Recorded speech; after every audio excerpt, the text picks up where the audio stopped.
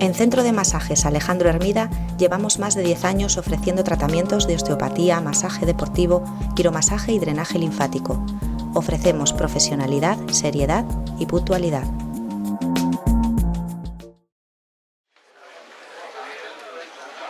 Convocatoria a sesión extraordinaria do Pleno da Corporación Municipal do Concello de Gondomar, número 12/2013, correspondente ao Pleno Ordinario número 11/13, data 3 de 10 de 2013.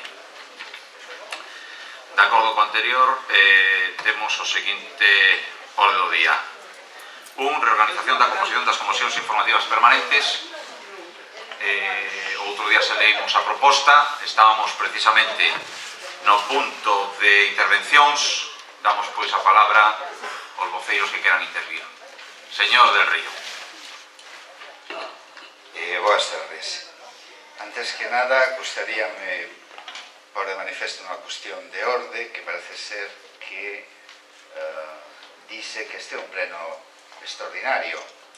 Será unha continuación dun pleno ordinario que vostede suspendeu, por lo tanto, nos entendemos que é un pleno ordinario e onde se van a tratar todos os puntos que hai na orden do día, incluído, supoño, a sesión de fiscalización e control dos órganos do goberno, as correspondentes mocións e preguntas. Efectivamente, así está no orde do día. É un pleno extraordinario como continuación, como correspondente ao pleno ordinario. O pleno ordinario é os xoves, o primeiro xoves de cada mes, salvo que se mude por cuestións como foi no caso de setembro de xaneiro, soles cando facemos. Neste caso, cambiouse por outros motivos, por tanto é un pleno extraordinario. Pero seguimos a orde do día que tiñamos naquel pleno. Lóxicamente, temos aquí a fiscalización e control dos órganos de goberno, mocións, órganos e preguntas. Efectivamente. Entendo que nas mocións... As mocións que tiñamos naquel momento. Non collen outras. É un pleno extraordinario. O réxime non é de ordinario, señor alcalde. Non, é o réxime de extraordinario, efectivamente. Seguimos a orde do día que tiñamos no pleno ordinario. A ver, si seguimos o pleno ordinario, hai lugar a mocións fora da orden do día. Non há lugar. Un pleno ordinario non há lugar. Non, efectivamente, porque é unha sesión extraordinaria do pleno correspondente ao pleno ordinario. A ver, vamos a seguir entonces co orde do día. Reorganización da composición das comisións informativas permanentes. Algún comentario? Votemos, pois. Votos a prol da proposta da alcaldía? Sí. Perdón, alcalde, que non entendín. Que vamos a votar a reorganización das comisións? Sí, claro, punto 1. Estamos no punto 1. Sí, outro día leímos a proposta da alcaldía, entón estábamos no punto de comentarios.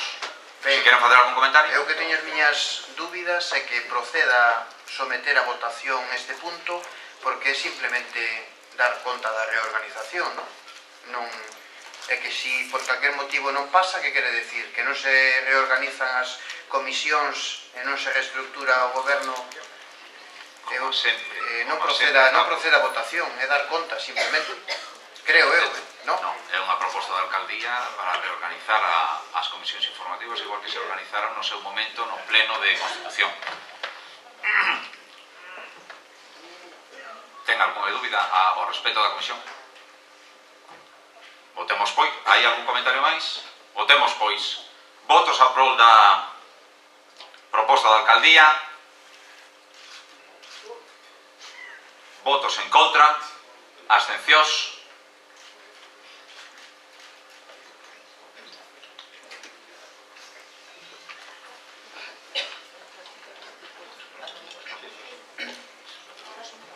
Punto número 2. Modificación de créditos número 29/2013 na modalidade de transferencia de créditos. Señora Dura. Gracias, alcalde. Ante a existencia de gastos que non poden demorarse ata o exercicio seguinte, para os que non existe crédito no vixente orzamento da corporación, faise precisa modificación de créditos de dito orzamento baixo modalidade de transferencia de crédito entre partidas de distinto grupo de función que non afectan a altas e baixas entre créditos de persoal visto o expediente de referencia relativo á modificación de créditos de orzamento xeral para o exercicio 2013, prorrogado do ano 2012 mediante transferencia de crédito, considerando que, segundo informe da intervención de data 24 de setembro de 2013, o expediente cumpre o disposto nos artigos 179 a 180 do texto refundido da Lei Reguladora das Facendas Locais, aprobado por Real Decreto Legislativo 2/2004 do 5 de marzo, e artigos 40 e 42 do Real Decreto 500/90, así como establecido nas bases de execución do vixente orzamento, propoño, primeiro, aprobar inicialmente o expediente de modificación de créditos número 29/2013 coa modalidade de transferencia de créditos entre partidas de distinto grupo de función que non afectan a altas e baixas entre créditos de persoal de acordo ao seguinte detalle. Teñen aí cada un de vostedes na proposta o propio cadro. Segundo, expoñer este expediente ao público mediante anuncio inserto no Boletín Oficial da Provincia por 15 días, durante os cales os interesados poderán examinalo e presentar reclamacións ante o Pleno. O expediente considerarase definitivamente aprobado se durante o citado prazo non se houvesen presentado reclamacións. En caso contrario, o Pleno dispoñerá dun prazo dun mes para resolvelas. Moitas gracias, señora Salgueiro. Gracias, boas tardes. Bueno, hoxe traemos aquí unha modificación orzamentaria na súa modalidade de transferencia de crédito segundo se establece no artigo 40.1 do Real Decreto 500.990. Decir que a aprobación das transferencias de crédito entre distintos grupos de función, que o caso que hoxe nos ocupa é competencia plenaria, polo que vamos a proceder a traerlo aquí para poder facer as modificacións pertinentes. É importante dicir que esta modificación de crédito, que ascende a 248.500 euros, non afecta ao cumprimento do plan de axuste aprobado por este plenario o ano pasado, en marzo, e que foi informado xa de forma favorable polo Ministerio de Facenda e Administración Local. Do mesmo xeito, tamén queremos informar que tampouco afecta a estabilidade orzamentaria. Así se recollen os efectos oportunos os informes da intervención municipal. Atopámonos, entón, ante a tramitación dun expediente de modificación fiscalizado e informado de forma favorable pola intervención municipal. Agora vou entrar un pouco máis en detalle das partidas que varían nesta modificación de crédito. Por unha banda, empezarem a falar das partidas orzamentarias que se incrementan para rematar coas declaradas a baixa. A primeira partida que aparece na modificación é a partida 931-22708, que corresponde aos servizos de recaudación e oral.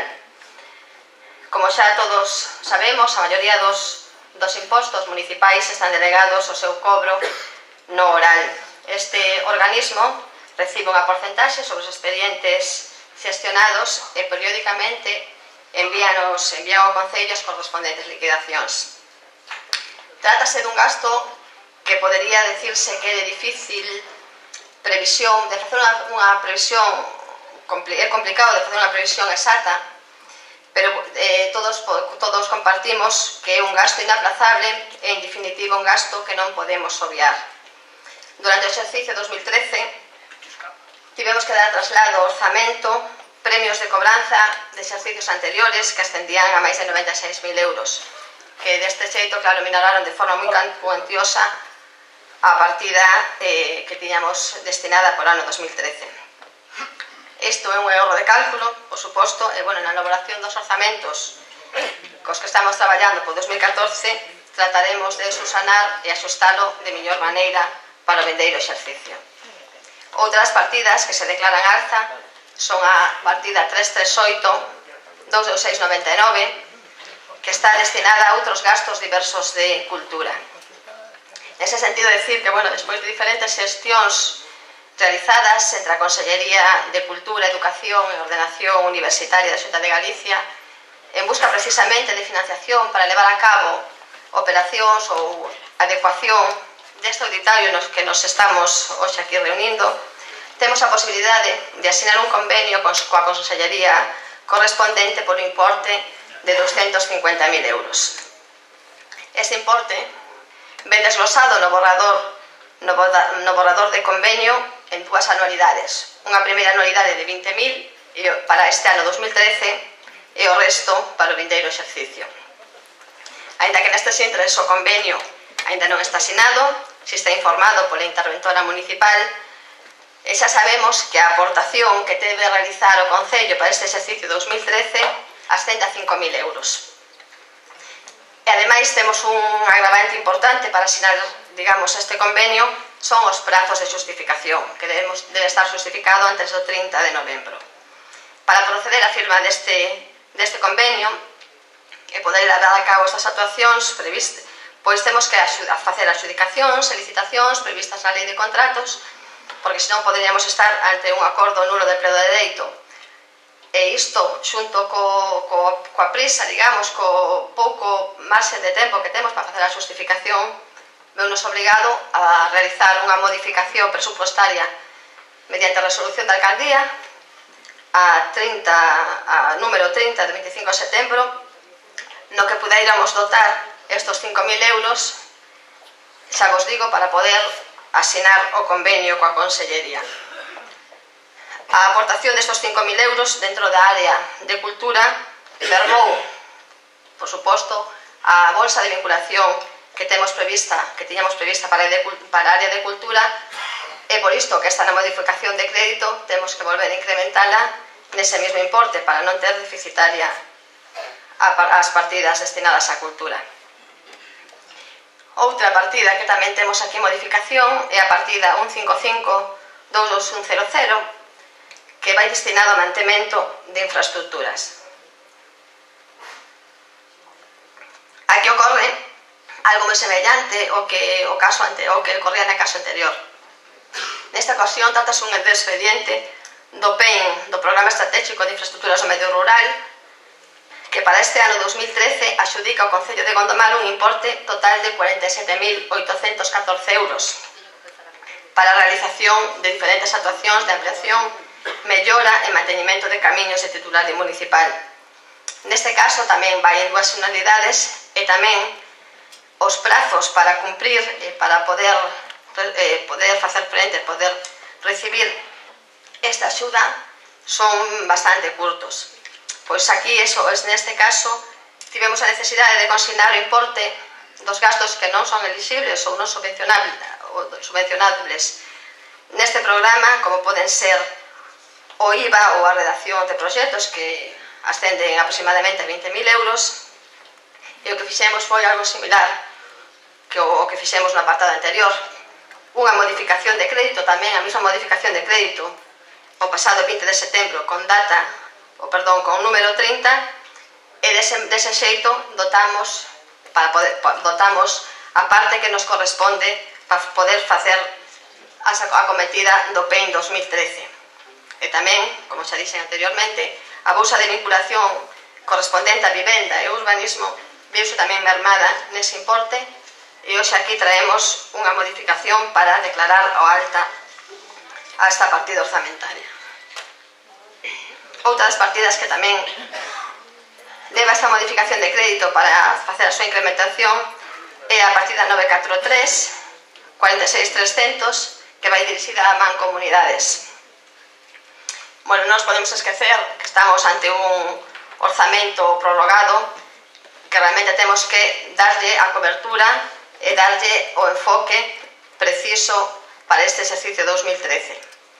Neste caso, a imputación dos gastos de exercicios anteriores, unido á necesidade de incrementar a partida destinada á aportación que temos que facer nosa entidade, derivado da aprobación do obradoiro de emprego co que estamos a empezar a traballar esa nova edición, pois viu que a cantidade orzamentada inicialmente non era suficiente para dar cobertura á cantidade total a aportar a mancomunidade, polo que tamén se incrementa esta partida por un importe de 7.400 euros.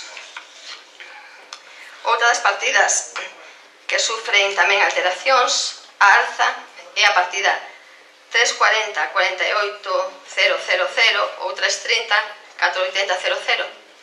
Neste sentido vou falar das dúas de forma conxunta, que son os gastos derivados, os gastos precisos para que o Concello asine convenios ou firme e otorgue subvencións aos diferentes colectivos do noso Concello. Cando se aprobou a prórroga do orzamento, este ano, os técnicos nese momento consideran que os convenios que estaban establecidos nas bases de ejecución do orzamento, concretamente na base 28, foron declarados a baixa. Con que nos atopamos? Nos atopamos que neste momento, tanto na partida de deportes como na partida de cultura, a cantidade orzamentaria destinada, como xa dixen anteriormente, a axuda aos diferentes colectivos do Concello, que están a facer unha labor moi importante, non tiñan a mesma dotación que se preveía no orzamento 2012 e prorrogado 2013. Esta incidencia, xa lle digo, non se había producido en anos anteriores, aínda con presupostos, orzamentos prorrogados, pero sí, pois a valoración e a interpretación do técnico neste momento fixo que a declaración destas partidas foran a baixa. Non dubidamos en ningún momento de buscarlle unha solución a esta nova situación e por iso traemos ahora aquí tamén esta proposta de modificación. Por unha banda, a partida 330 4800, que é a partida destinada a cultura, incrementase en 12.000 euros e a partida que vai destinada a deportes en 22.720 euros. Continuamos con outras partidas que tamén se declaran alta, que son a partida 165 2D00 e 922 22700, destinadas a enerxía eléctrica e limpeza e aseo. Neste caso, xa manifestou aquí en varias ocasións o señor Pauliño del Río que o haber contabilizado un recoñecemento extrajudicial de crédito con cargo orzamento prorrogado iba a traer unhas consecuencias como a que ahora nos podemos estar aquí atopando, que era que se había contabilizado gastos de exercicios anteriores contra o orzamento corrente deste exercicio. Neste sentido, é importante dicir que a aprobación dese recoñecemento que se levou a cabo, creo que en marzo deste ano, viña determinado tamén e tramitado polo Departamento de Intervención correspondente, que por unha banda facía alusión reiterada a xurisprudencia do Tribunal Supremo en canto ao enriquecimento inxusto da administración. E por outra banda, no informe do interventor naquel momento, no seu apartado 5, falaba tamén de que existía consignación orzamentaria para o recoñecemento extrajudicial destos créditos para a súa imputación o 2013. Pero agora atopámonos, con que esas partidas sí quedan un pouco coxas e por iso tamén decidimos implementalas nesta modificación de crédito.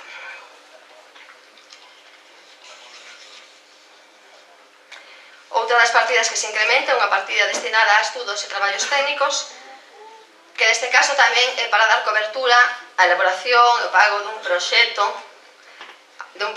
de redacción dun proxecto necesario para poder solicitar unha subvención que temos en curso. O importe, neste caso, é de 2.662 euros. Estas son as partidas que se declaran a alza na modificación que hoxe tenemos aquí. Por outra banda, temos que falar das partidas que se asustan a baixa tamén desta modificación. Unha primeira partida, que é a 011.911, que é a que vai destinada a amortización de préstamos. Como xa comentei, fai un ratiño, estamos a traballar con un presuposto, un orzamento prorrogado, e isto nos obriga a traer modificacións para poder adaptalo á realidade actual, á realidade deste exercicio 2013. Neste sentido, decir que a partida destinada a amortización de préstamos recollía os importes correspondentes ao crédito número 184.920 de Nova Galicia, que foi cancelado, que rematou no exercicio pasado e que, claro, estaba recollido no orzamento 2012, pero que non temos non se realizou ningún tipo de amortización no exercicio co que estamos a traballar. Neste caso, a partida destinada a amortización de préstamos e que sufre unha variación a baixa é por importe de 165.000 euros.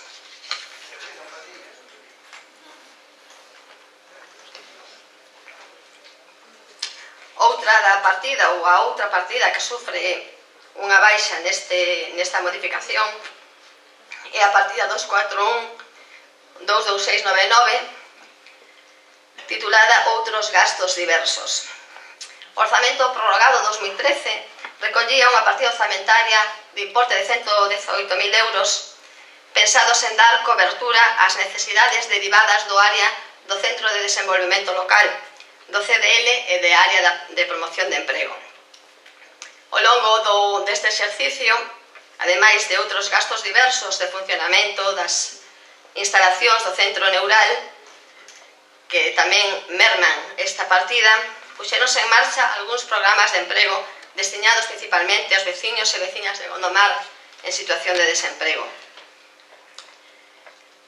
Neste caso, xa o comenten antes, esta partida cede importe a partida que nomen anteriormente, que é a destinada ás mancomunidades do Valmiñor, porque este ano puxose en marcha a segunda edición, poderíamos chamar, do Obradoiro Mancomunado de Emprego, no que os concellos de Gondomar, Baiona e Nigrán xuntáronse e fixeron unha proposta común á Consellería, e volvemos a ter a sorte de poder contar co segundo Obradoiro de Emprego, un segundo Obradoiro de Emprego que se vai a desenvolver nas instalacións da residencia de tempo libre de Patos, que comenzará no vindeiro mes de novembro e que, por suposto, necesitou unha aportación a maiores para que a mancomunidade tivera recursos suficientes para poder leválo a cabo.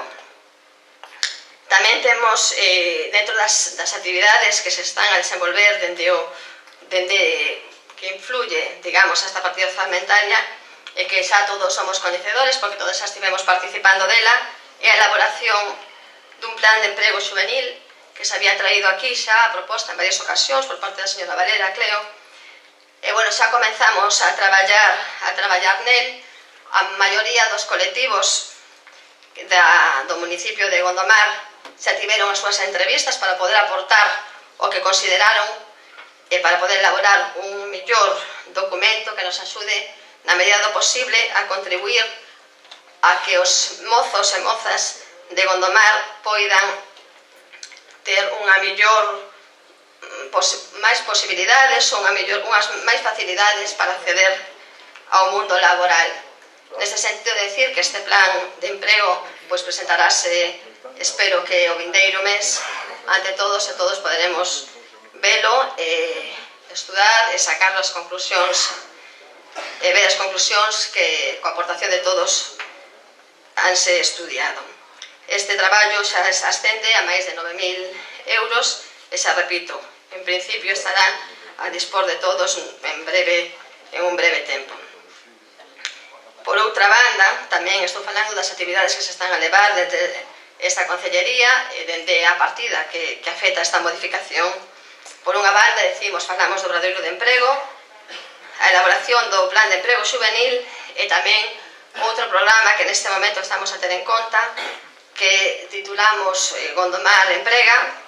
Estamos traballando cun grupo de persoas, todavía está aberto, todavía hai plazas, un grupo de persoas que se reúnen unha vez a semana no que hemos denominado clubes de emprego.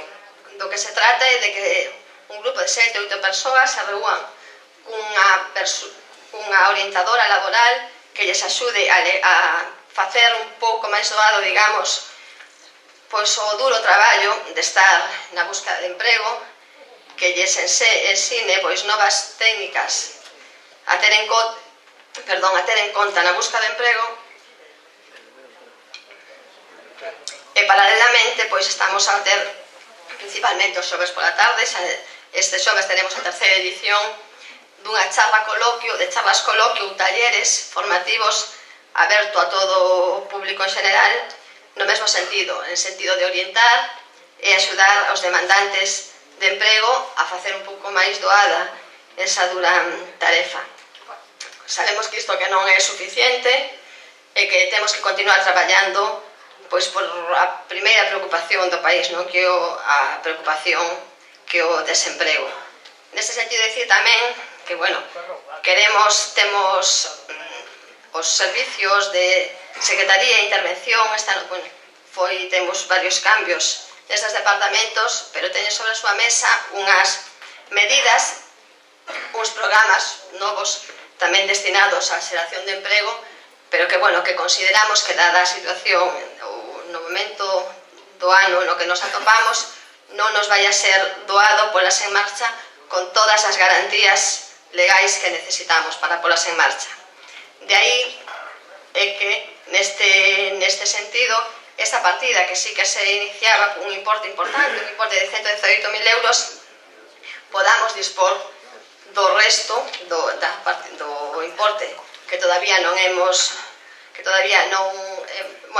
posto en marcha para declarar a baixa e poder dotar presupuestariamente o resto das partidas que nomei ao principio.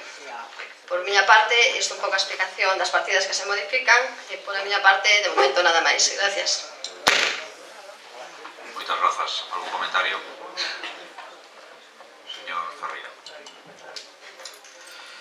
Gracias, alcalde, gracias, Natalia Salgueiro, por a súa intervención. Ben, o Partido Socialista, ante esta iniciativa que vostede hoxe pretende aprobar aquí, e adianta xa que en un xesto de xenerosidade vaise abster. E explico moi sucintamente por qué, sendo xeneroso. Vostede modifica todas as partidas prácticamente orzamentarias, e o triste desto é que vostede a estas alturas de ano tiña que estar presentando os orzamentos do ano, non facendo modificacións e modificacións tras modificacións de uns orzamentos xa prorrogados sine die, cando verdadeiramente por responsabilidade política e ademais polo ben do Concello, vostede consciente ademais que sabe que tiña que traer os orzamentos. Dá traballo facelos, é unha labor ardua e complexa, posiblemente a cal non se sinte con forzas para afrontala, pero dende logo nos mete nunha situación comprometida a todos os veciños de Gondomar. Eu o que lle pido é que se puña a traballar do novo orzamento, porque verdadeiramente o merece, estamos en tempo, ou non, ou xa non estamos en tempo, xa tiña que estar aprobado. A parte, recollo as verbas que vostede mismo dixo, o feito de traballar con un orzamento prorrogado obríganos a traballar e traer estas modificacións aquí. Por lo menos recoñece verdadeiramente que o que hoxe ven a traer aquí é un remendo e ademais que é unha falla totalmente de xestión por a súa banda non traer os orzamentos.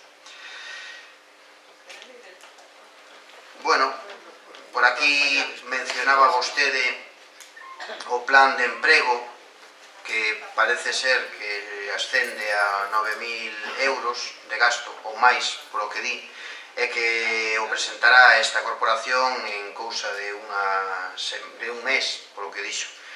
Verémolo, eu estou á espera de poder participar máis a miúdo en el, porque só tuvemos unha lixeira entrevista ca consultora que o leva a cabo. De alguna maneira e a grandes rasgos era unha toma de contacto con nós como Partido Socialista e como representación en esta corporación, pero non entramos a analizar cal debería ser o plan de emprego. E sobre esas charlas que vostede está dando e mantendo e tal, a min particularmente me gustaría que dera un resultado óptimo e que verdadeiramente se esforzara un pouco máis en levar a cabo esa busca de emprego para a xente verdadeiramente do Concello, porque digo a verdade, se vostede lle dera un libro de autoaxuda, casi lle facía un favor, porque creo sinceramente que non está facendo o que debera en ese sector non se trata de ter encontros, charlas, falar con orientadora, se trata de asumir unha responsabilidade máis seria dende a área que vostede representa e desde as competencias que o goberno municipal ten e presentar iniciativas de verdade para erradicar ou para acabar co emprego ou para axudar os novos emprendedores. Non de xuntalos para que de alguna maneira entre eles fagan terapia de grupo, que é o que vostede está facendo, porque ese non é a solución. Penso de darlle un libro de autoaxuda que a mellor avanzamos máis. Grazas. Moitas gracias, señor Ferreira. Algún comentario máis? Señor del Río.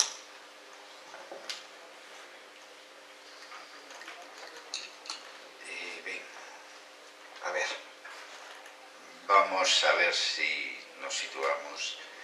E eu, para empezar a situarnos, vou a dicir o que dúas autoridades deste Concello, posiblemente as dúas autoridades máximas, manifestaron na aprobación dos orzamentos.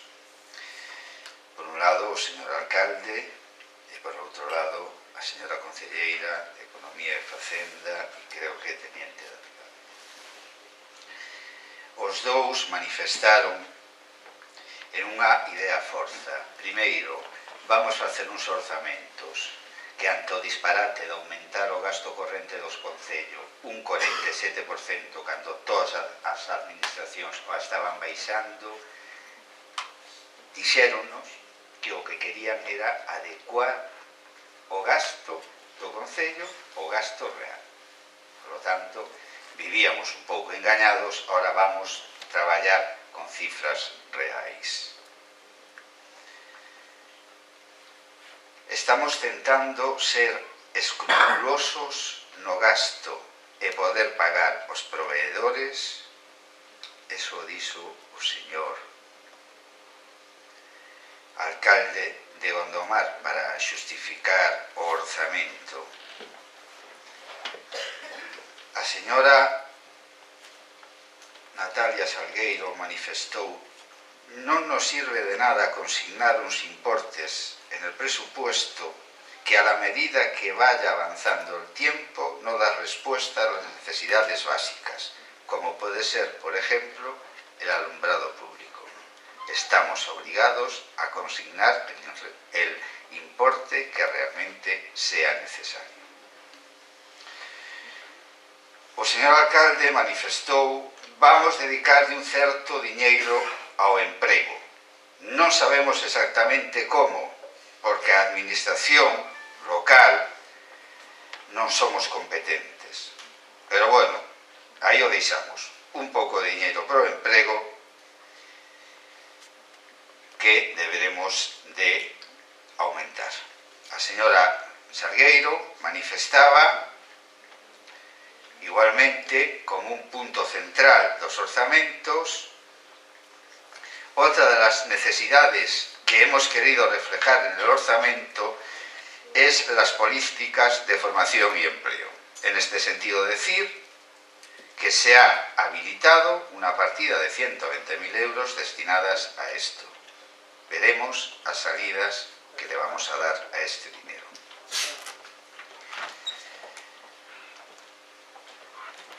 Bueno, os dous coinciden e que é moi importante o tema do alumeado, aquí se mira reflexado, verdade? Que é moi importante os gastos reais do Concello e que é moi importante a formación e emprego.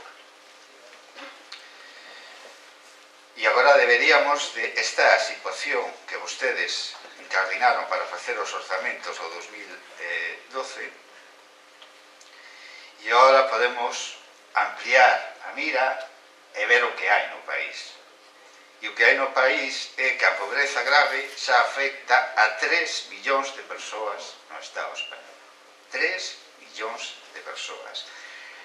Acaba de salir un informe de Cáritas, antes de onte, que establece que 3 millóns de persoas, volvo a repetir, 3 millóns de persoas viven en situación de pobreza severa, é dicir, menos de 307 euros ao mes. Curiosamente, o número de millonarios, non todos van a ser malas novas, aumentou un 14%. É dicir, o número de millonarios no Estado español aumentou un 13% entre mediados do 2012 e a primeira metade do 2013.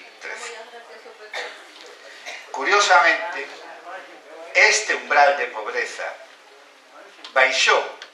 É dicir, antes había que ser pobre con menos gastos.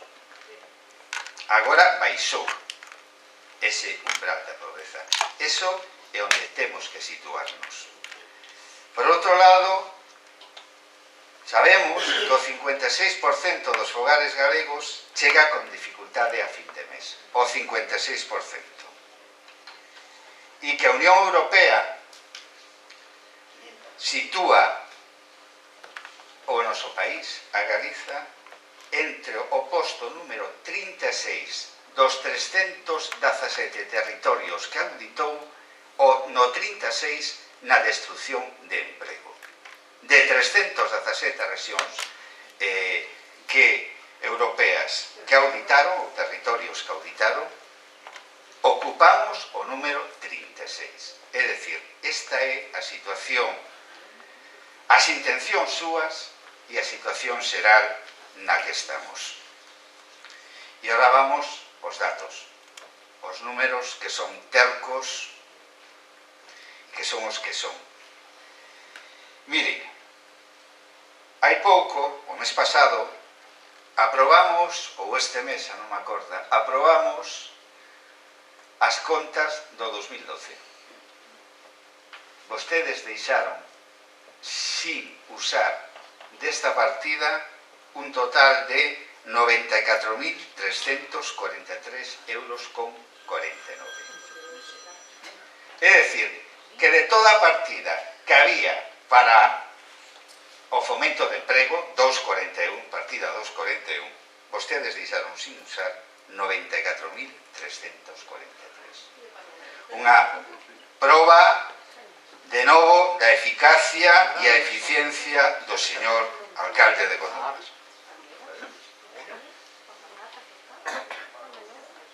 Dinos que están traballando cun orzamento prorrogado. E a nos que nos conta. Son goberno e teñen maioría. Que nos veñen a contar aquí? É que é tremendo o que nos di. Si non fixeron os orzamentos, foi porque vostedes de novo son absolutamente ineficaces. E máis saben que o orzamento non se corresponde, evidentemente, como vostede di agora, parece ser, coas necesidades do Concello. Repetindo por activa e por pasiva, que parece ser que están con un orzamento prorrogado. Claro. E por que estamos cun orzamento prorrogado? Porque vostedes quixeron estar con este orzamento prorrogado. Da mesma maneira que, digamos que a capacidade humana de estupidez é infinita, como o universo prácticamente. Son as dúas únicas unidades infinitas que se coñecen. A parvada e o universo. Porque como podemos decir agora que nos quedamos sin partidas porque fixemos recoñecementos extrajudicial de créditos contra gastos correntes e cando nos lle decíamos, miren, cando traían vostedes aquí esto, lle decíamos, lle estamos advertindo unha vez no, 1000 veces que vostedes si tiran contra o orzamento corrente unha modificación de crédito, de recoñecemento extrajudicial de crédito por valor de €500.000 de euros, perdón, é inevitable que o faga. Pero, sin embargo, vostede aproba esa modificación e despois deixa o orzamento en descuberto e agora ven aquí para decir que ten que facer esta outra modificación porque se fixo o anterior. Bueno, vale, estupendo. Supoño que ustedes se pegarán unha torta, logo se pegarán a tirita. As dúas cousas a vez. Son autosuficientes. Dende logo, é realmente tremendo o que vostedes están facendo. Mire, hai dúas partidas, como vostede moi ben dixo, que se dan de baixa. Unha que é a amortización de créditos a longo plazo. Eu non sei cal é a partida que minte, se é a partida do orzamento do 2012 ou é o plan de axuste, pero en créditos a longo plazo a partida destinada ao pago nos orzamentos do 2012 e do plan de axuste non coinciden, e hai un descuadre que casualité moi parecido ao crédito que se dá de baixa. Deixo aí porque vostede seguramente darame cumprida explicación sobre isto. Na partida, no plan de axuste, pon cara de non crerme, e eu digolle que non me crea, que fai ben. Vamos a ir ao Excel que vostedes elaboraron a este respecto e logo miraremos os orzamentos, porque algo non cuadra aquí. Algo, evidentemente, non cuadra. Entón, eu xa non sei que é o que pasa, supoño que mo explicará vostede aí. Mire, na partida de obrigas, de endeudamento, dan unhas cantidades no 2012 e do 2013 de 225.000 euros. E, sin embargo, no orzamento aparecen 400 e pico mil euros. Se lle quitamos a partida a corto máis o que xa na propia conta xeral, porque na propia conta xeral, que repito, vostedes aprobaron hai menos dun mes, aparecen 100.000 euros. Na do 2012. O sea, xa había esos 100.000 euros que vostedes non sabían que facer con eles ou sabían o que facer con eles e os meteron igual. Pero na conta xeral que vostedes aprobaron e que está remitida ao Consello de Contas, nesa partida da débeda pública, remanente de crédito, 100.000 euros. É dicir, que xa non se gastou estos cartos no 2012.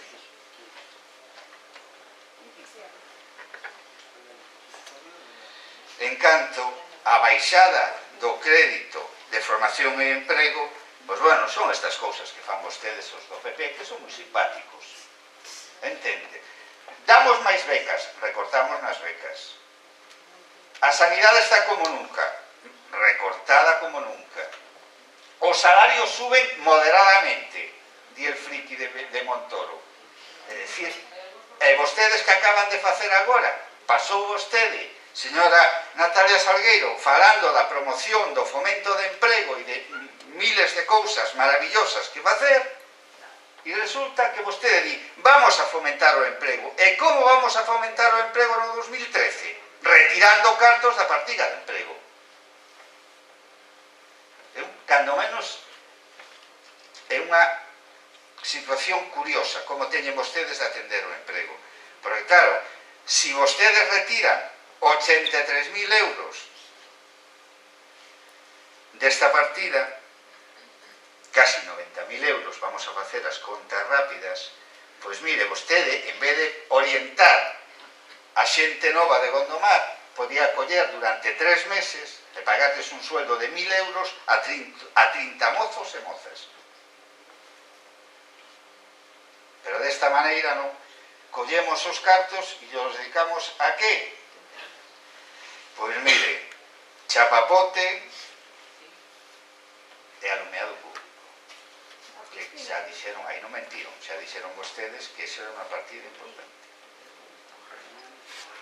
Isto era a súa forma de adecuar os gastos reais cos ingresos reais.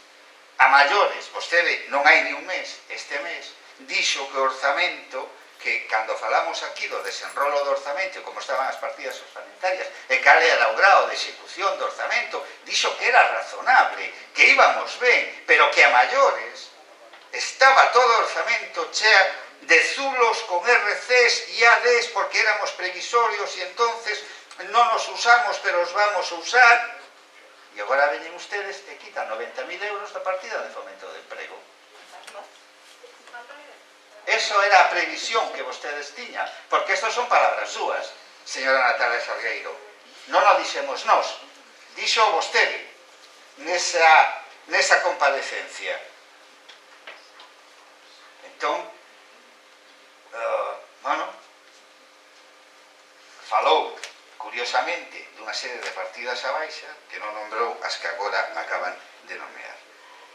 Por tanto, nós non llevamos a aprobar isto, porque, dende logo, na situación actual do Concello, onde hai 2.000, 1.800, 1.900, 2.100, depende do mes que collamos, veciños e veciñas de Gondomar que están no paro, quitar 90.000 euros da partida de emprego para dedicarlas a alumeado, como poñen aquí, a camiños, etcétera, etcétera, ou a pagarlle o señor Louzán.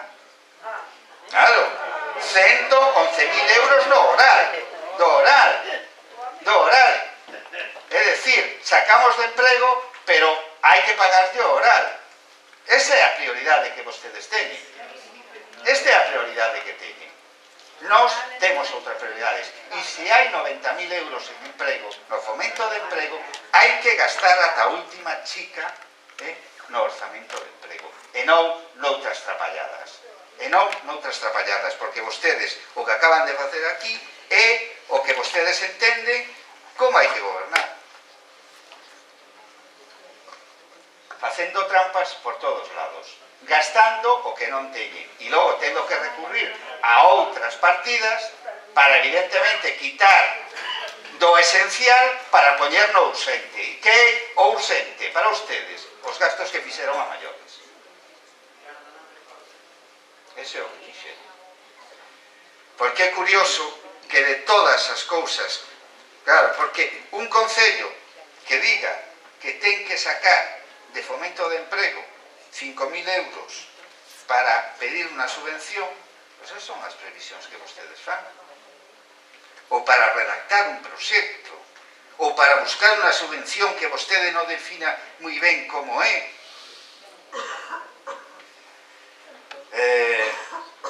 Eu non sei como vostedes teñen a santa lacha de vir aquí e soltar isto. E que se tire vostede un cuarto de hora falando das medidas que o seu goberno va a tomar co fomento de emprego cando lle están retirando da partida 90.000 euros e tomarnos por tontos. Directamente tomarnos por tontos. Nos vamos votar en contra, porque nos queremos que eses cartos, cando menos os cartos de fomento de emprego, se usen para eso. Como que non lles dá tempo? Que broma esta de decir que, bueno, ahora como queda moi pouco tempo de aquí a final de ano, pues vamos a gastarlo en outras cousas que son máis urgentes. Pero ustedes gobernan dende primeiro de ano, saben as partidas como está, teñen un grupo de técnicos que traballan para vostedes. Que están facendo?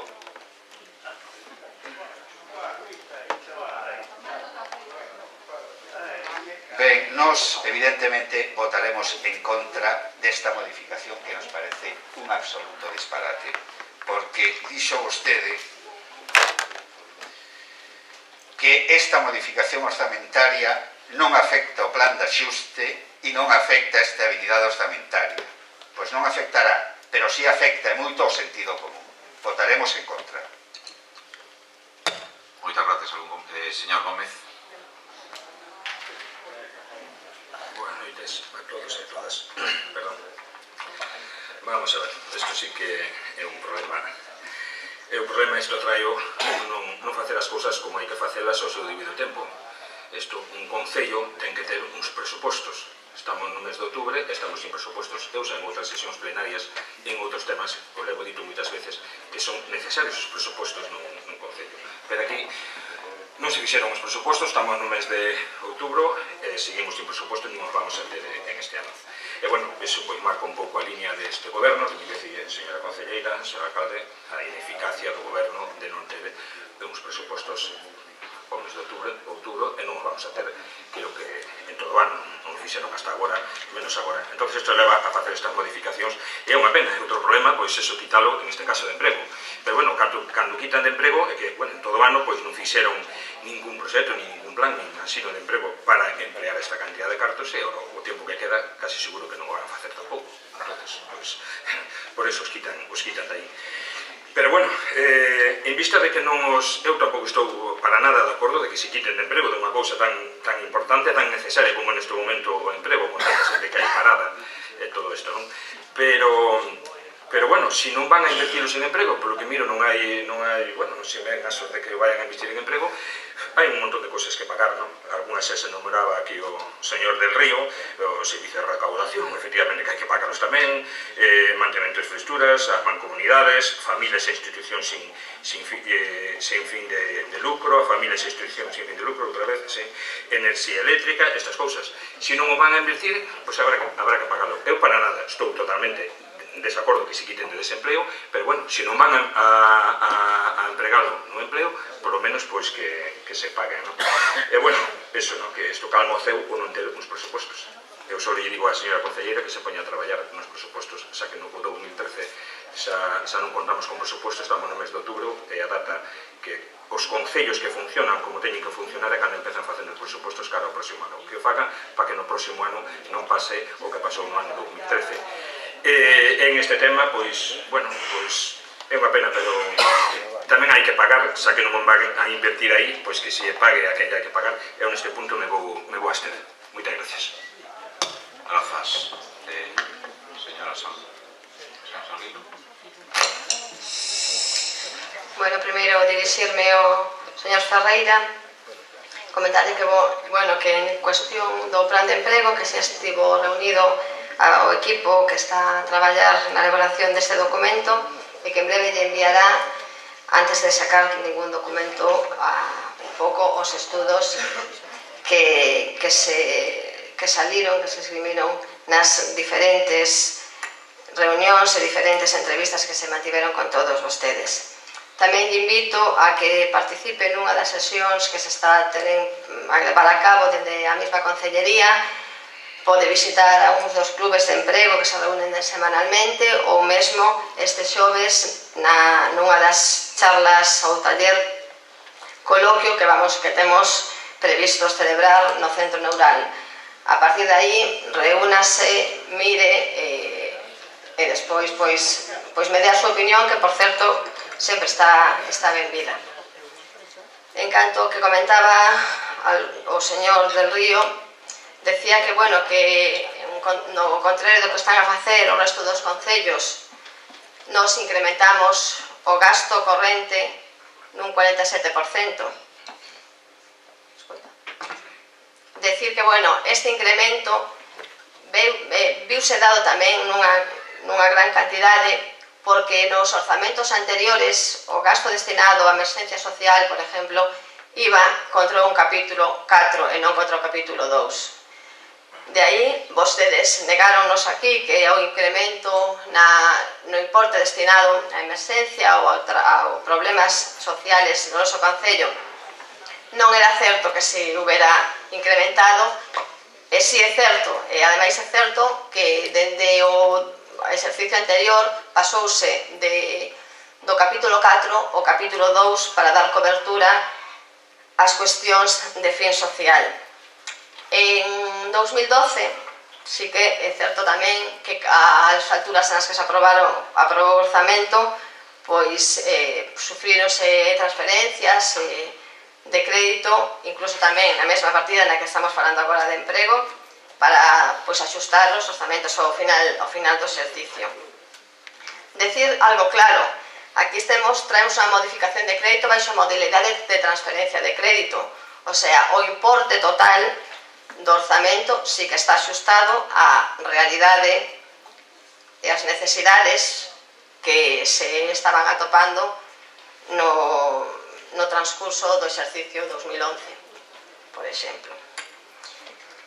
En cuestión de que sí que, bueno, fixo bastante fincapé, a mí pareceme normal o tema da partida destinado ao emprego.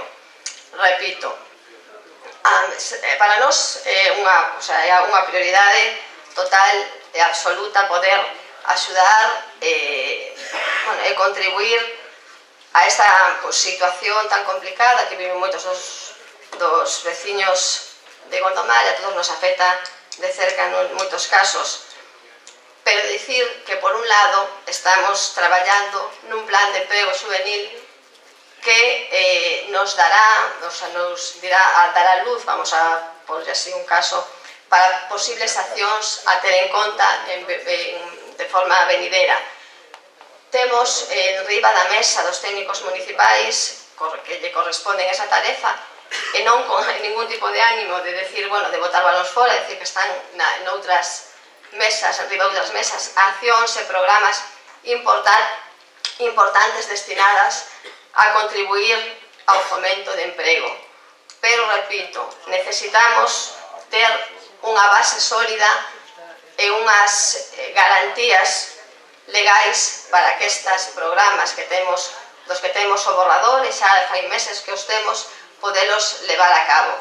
Que pasa? Que neste momento pois están sendo valorados polos técnicos municipais. Todos sabemos que neste ano pois os diferentes servizos, tanto de intervención como de secretaría, pois diferentes cuestións cambiaron xa máis dunha vez de técnicos responsables, e os técnicos que se foron indo tiñan sobre a mesa tamén unha proposta da alcaldía desta concellería para levar a cabo accións pro emprego, que os técnicos municipales neste sentido pois foron cambiando e continúan ahora en riba das mesas dos actuais técnicos para, repito, darlle unha garantía total e absoluta de que este programa, estas bases que queremos aprobar, cumplen con todos os requisitos legais. En 2014, pois, traballaremos con o orzamento e continuaremos dicindo o mismo. No momento no que nos atopamos, as prioridades son a situación social, o benestar social ou a emerxencia social, que a concelleira delegada de área xa o ten pois moi controlado neste exercicio, e continuará sendo a promoción de emprego. Esperamos, pois, por suposto, estas bases, os dos programas terán a súa elaboración, e espero poder contar con todos vostedes para contribuir na medida do posible na elaboración e na consecución das mesmas. Gracias. Moitas gracias. Algún comentario máis, señor Ferreira? Gracias, señora Natalia Salgueiro, por alusións. Mire, vou empezar por o final. Xa lle decía ao principio da miña intervención que hubo nos vamos a absternos. O Partido Socialista vai absterse deste punto. E vamos a facelo por responsabilidade, créame. Dá igual que vote 3 horas, non nos convence. Sabemos que isto non dá máis, que as cousas non están ben feitas, que así non. Pero mire, se votamos en contra, e votamos en contra todos, isto non pasa. E se non pasa, entre outras cousas, perdemos 5.000 euros para asinar un convenio, que vostede dixo. Perdemos 7.400 para o obradeiro de emprego. Perdemos 2.272 para outro tipo de subvencións que vostedes pide aquí. Digo eu. Hombre, non me intente convencer que non é así. Porque se ao final me dice que o pode facer incluso con o noso voto en contra, que isto non vale para nada, pois votamos en contra, pero non lle vamos a votar justamente por eso, porque creemos que temos que sopesar de alguna maneira que vostede traia cartos para o Concello, ou que con o noso voto en contra vostede non traia nada, a pesares de que a súa función aquí como concelleira non é de todo desexable, nin a máis óptima, nin ademais a proba con nota. Pero, para rematar, temos que pôr encima da mesa dúas cousas. O absternos é que isto pase para que vostede poida facer e traeres as subvencións e que faga cousas por os veciños de Gondomar, ou votarlle en contra e bloquear o Concello. Ben é certo que quedaría patente de que vostedes pois non son todo aquelo que pensábamos e tal, pero os perxudicados os de sempre, os veciños. Por lo tanto, vamos a absternos para que isto pase, para que isto non sexa o todo grave que poidera ser dada a súa, iba a decir inoperancia, eficacia, pero xa soa, non sei, califique vostede. Mire, sobre o obradoiro de emprego, para rematar, eu agradezolle de verdade que me faga copartícipe de traballar en esos obradoiros. Vou a facelo, recollolle ademais o testigo, vou a traballar en eso e vou a participar, e lle pido ademais tamén que o faga vostede. E a ver, sacaremos conclusións de eso, e conte comigo para o que queiran. Moitas grazas. Muchas gracias, señor Ferreira. Señor del Río. Sí, si non quere... Sí. Gracias, señor alcalde. Ben, señora Salgueiro, vamos a ver. Tiña non sei, a esperanza, din que é o último que se perde. Tiña a esperanza que vostede dixera algo que me levara a pensar de que cometera algún error na miña exposición, pero vostede de novo confirma en cada unha das súas palabras que evidentemente están facendo isto. Están facendo a mantenta, están facendo sabendo o que fan. Están facendo porque esta é a súa política, esta e non outra. De novo volveu a falar de emprego, é dicir, a ver se o temos claro. Vamos a coller 90.000 euros que están para fomento de emprego e a vamos a empregar para outras cousas, e o resto son fume que vostede vende aquí para vender o que non se pode vender. Porque vostede non acaba de aterrizar aquí. Vostede leva dende o principio do mandato para sendo concelleira, primeiro, de Economía e Facenda e, en segundo lugar, de Fomento de Emprego. O ano pasado deixou perder 90.000 euros e este ano va a coller 90.000 euros e o va a destinar a gastos que vostede di que son necesarios. Que hai que velo.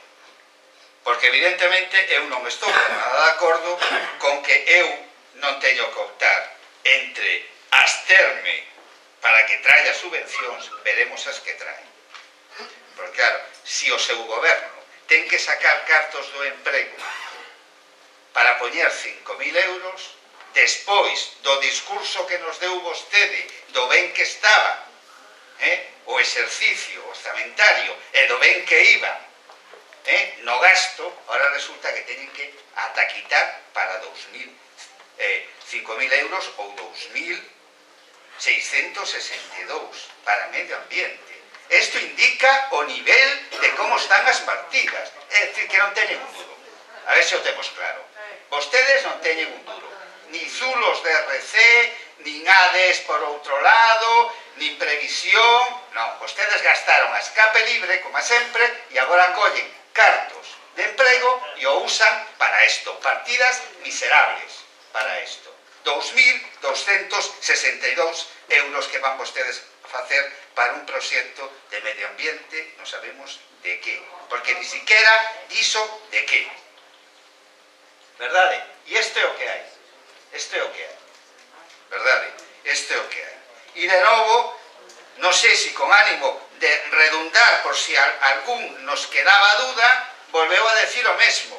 Volveu a decir que estamos traballando nun plan de empleo juvenil para venideros, que temos en riba da mesa non sei que, pero que estamos creando unhas bases sólidas, que temos que ter garantías legais, sería, non sei, unha excepción na súa forma de actuar, e, como sempre, que estamos acurralados, lle botamos a culpa aos técnicos municipais. Mire, non facemos isto, é dicir, por qué? Porque o secretario e a Secretaría de Intervención hubo cambios.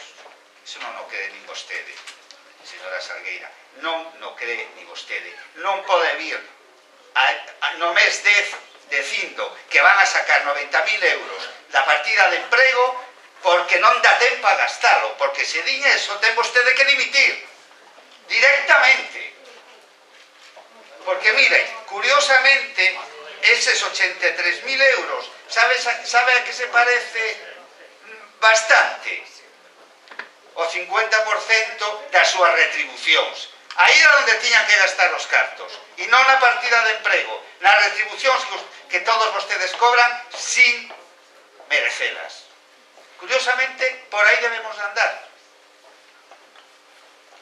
Contra o que se di aquí, que non dá tempo, contra o que se di aquí de que vamos a votar en contra e bloquear o Concello, nada máis lonxe da realidade. Aquí non se vai a bloquear o Concello porque se lle paguen 111.000 euros a Louzán. Vostedes tiñan un orzamento para facer isto, para traballar co Oral. O Oral é un organismo dependente da Diputación de Pontevedra que está para axudar os concellos pequenos, non para apretalos máis. A ver se temos claro onde estamos. Ou é que vostedes, aquí hai un diputado provincial, aquí non sabemos decir, hai necesidades máis urgentes para isto, non? Vostedes prefieren pagar isto ao Oral e deixar a xente sin emprego. Moi ben, eu voules facer unha proposta. Vostede, hai quen di que hai que votar absterse por responsabilidade. Vostede e o señor Manolo Gómez dixo que como non hai posibilidade de gastarse estos cartos en emprego, pois hai que dedicalos a outra cousa. Pois eu me comprometo aquí a traer un plan para gastar esos 83.000 euros de aquí a fin de ano. Retiren esta proposta. E eu me comprometo a traer un plan para gastar estos 90.000 euros en emprego.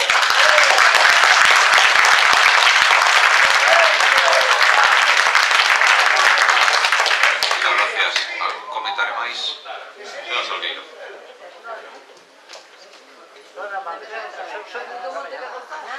Interpretación, señor del Río. Comentar outra vez. Eu en ningún momento dixen que non temos tempo a gastar os orzamentos. Perdón, deixeme rematar. E estou dicindo que dentro das iniciativas de emprego que temos sobre a mesa e que neste goberno xa estivo traballando, está traballando nelas, temos a proposta de aprobación de unhas bases, vamos a chamarlle, dun programa de emprego. É certo, eu en ningún momento xa lle dixen, non quero botar balóns fora e acusar a ningún técnico, pero sí é certo, e vostede o sabe, que neste exercicio 2013, pois por diferentes cuestións e diferentes motivos, houve varios cambios nos técnicos responsables de informar tanto a parte económica como a parte xurídica desta proposta que temos en riba da mesa. Non fai falta, calquera aportación, por suposto, que é boa, pero nós temos claro a intención do que queremos levar a cabo, témolo claro, e os técnicos municipais neste momento están a traballar para que esta programa de emprego sala con todas as garantías legais das que debemos cubrirnos, porque non son cousas de tomar non en serio os temas dedicados a emprego. Temos sobre a mesa un programa, a elaboración de un borrador que xa lle digo e repito, non está aquí neste momento a interventora, pero a interventora podería tamén comentarlo nese sentido. Ten sobre a mesa un programa e unha iniciativa que este goberno quere quitar adiante. Quere quitalo porque ten claro a prioridade, ten claro que temos que axudar e temos que contribuir ao problema do desemprego, pero temos nos xa unha proposta en riba da mesa. Repito, esta proposta está sendo informada, queremos que sala a luz e que sala con todas as garantías legais e con toda a mellor idea de contribuir ao desemprego. Témola, estamos no mes de outubro, pois no primeiro trimestre do ano 2014, eu sí que aquí pois me comprometo a que se poñan en marcha. Moitas gracias. Moitas grazas. Perdón, calquera podemos ya enviar en calquer momento, vostede poderá facer as aportacións que considero oportuno. De acordo? Por outra banda, comentarlle que o cuadro que no anterior pleno trouxen aquí que no que se estaban falando das partidas, das dotacións iniciais do orzamento, das variacións, do importe que estaba, digamos, gastado e dos importes que estaban comprometidos en cada unha das partidas. Díxelle e sigolle dicindo que se quere, yo fago chegar. Vostede o estudia e verá que esa é a realidade, que non engañen a nadie. Vale, gracias. Moitas gracias, señor Salgueiro. Penso que isto está máis que debatido. Isto xa pasamos os dous turnos. Un minuto. Un minuto, me dice. Sí, un minuto. Que as cifras son moi tercas, señora Salgueiro. As cifras son moi tercas. O negro sobre blanco non admite outra historia. E aquí, nas contas xerais do 2010, vostedes deixaron perder 90.000 euros.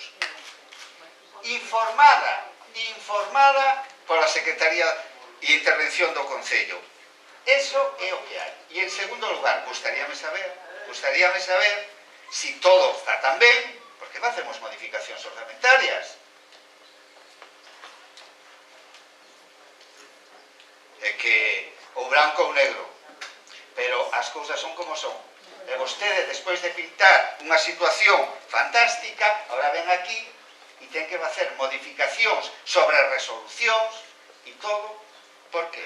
Priorizando. Porque ademais pregúntome eu, e preguntámonos os que estamos nesta banda, son incompatibles ese maravilloso plan de emprego que vostedes van a traer no primeiro trimestre, miraremos, con facer outras medidas daqui a fin de ano, e que son incompatibles.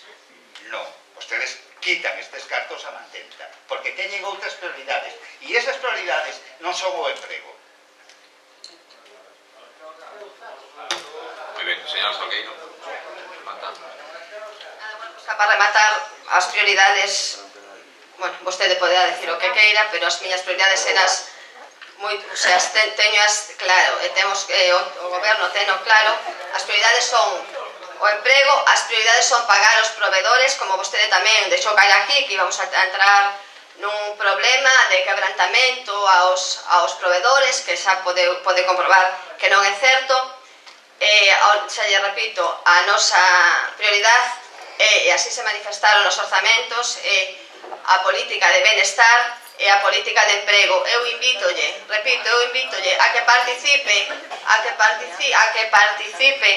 nas actividades que estamos levando a cabo, que participe, se quere, nas entrevistas que se fixeron con respecto ao plan de emprego juvenil, que de aí tamén poderemos sacar diferentes accións para levar a cabo.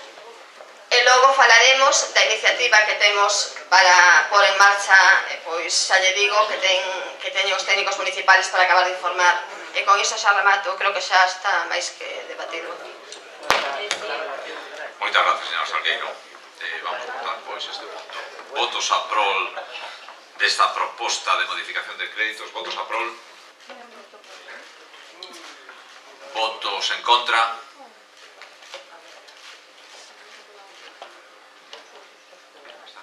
Abstencións.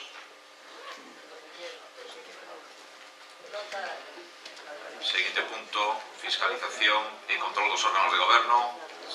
Damos conta das resolucións da alcaldía dende a sesión ordinaria de data 12 de setembro do 13, dende o número 945/13 do día 5 de xuño do 13 ata o número 1168/13 do día 26 de setembro do 13. Seguinte punto, mocións. Señora Francisco.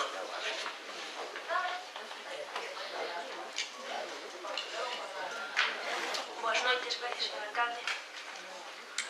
A moción que leva o Grupo Socialista en este caso é a repulsa que estamos a ter contra a reforma que quere facer do Ministro de Justicia da Lei de Demarcación de planta judicial da Lei Orgánica do Poder Judicial. Con esta reforma, o que vai alejar é cada vez máis o acceso da justicia a miles de persoas. E, sobre todo, en Galicia, porque hai unha dispersación poblacional moi grande e un déficit moi grande no transporte. Con esta reforma tamén vai suprimir os xulgados de paz. Entonces, a miña proposta desta moción vai encaminhada a supresión, bueno, ou a rexeita desta modificación e da supresión dos xulgados de paz. Expoñerei os motivos da miña moción. O Ministerio de Xusticia fixo pública a través da páxina web a proposta do texto articulado da Lei de Demarcación e Planta Xudicial e da Lei Orgánica do Poder Xudicial, elaboradas pola Comisión Institucional a que se comentou a súa redacción. O propio Ministro de Xusticia compareceu ante a Comisión da Xusticia do Congreso dos Diputados no mes de maio pasado para presentar un texto de reforma da Lei Orgánica do Poder Xudicial, texto proposto pola mesma Comisión Institucional que elaborou esta proposta.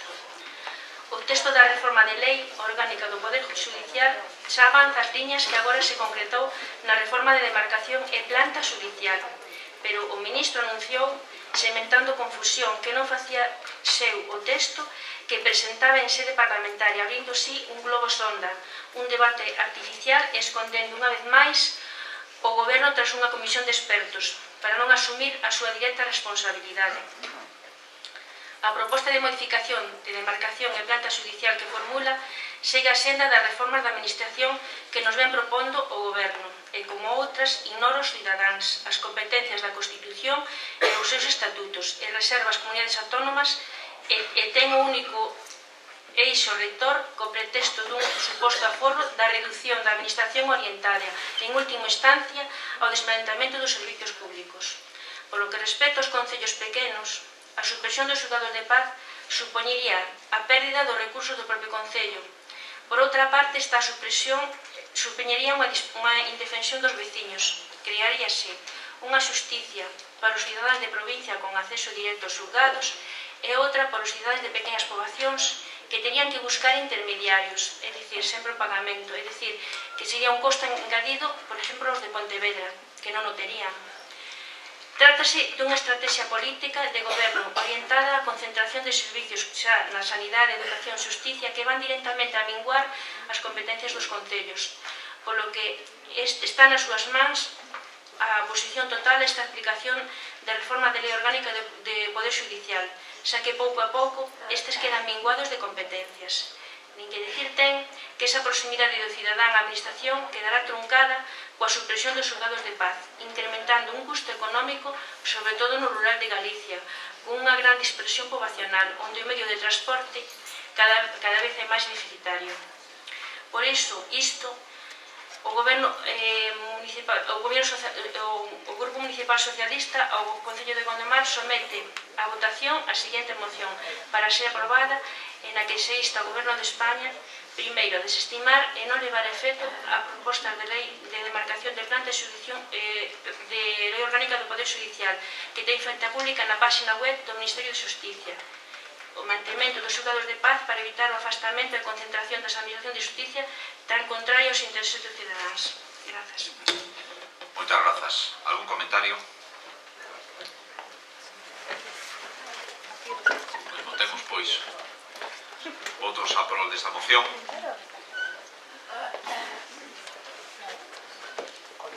Pois, aprobada. Por emocións dun lado e do outro. O que queira subir. Señor García Querem.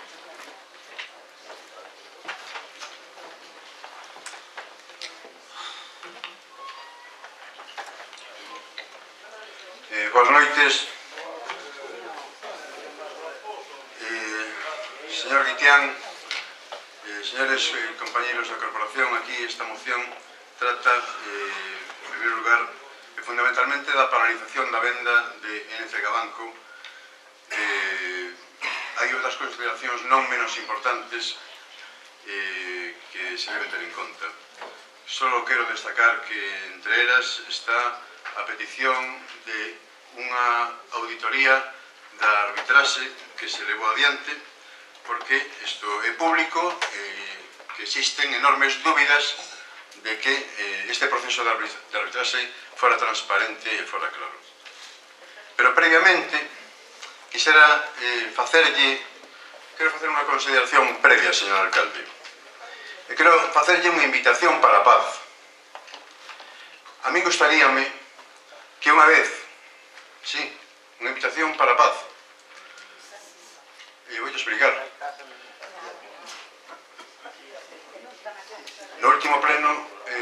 Vostede dixo que presentou unha serie de denuncias con carácter personal.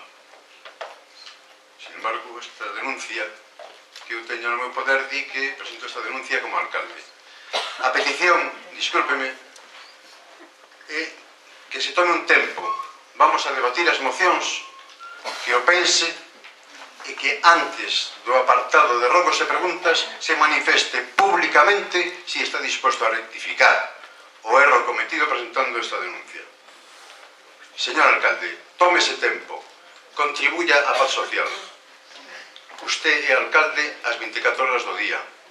En este pleno vertéronse acusacións contra min nun momento de moita tensión que puderon provocar o que non quero pensar. Usted se dá conta que eu en aquel momento apenas falei. Usted se dá conta de que me mordín a lengua porque eu quería decir o que pensaba. E, sin embargo, eu calei. Porque non se debe botar leña ao lume. Tome nota, debatamos as mocións e a continuación usted, antes do apartado de rogos e preguntas, expoña públicamente a súa disposición a retirada das denuncias. A continuación, leolle a moción. Quero aclarar que esta moción leva presentados há uns días e que despois deses días engadín unhas pequenas frases ao final. En todo caso, votamos a moción e despois votamos a mesma emenda que eu estou correxindo ese texto fago.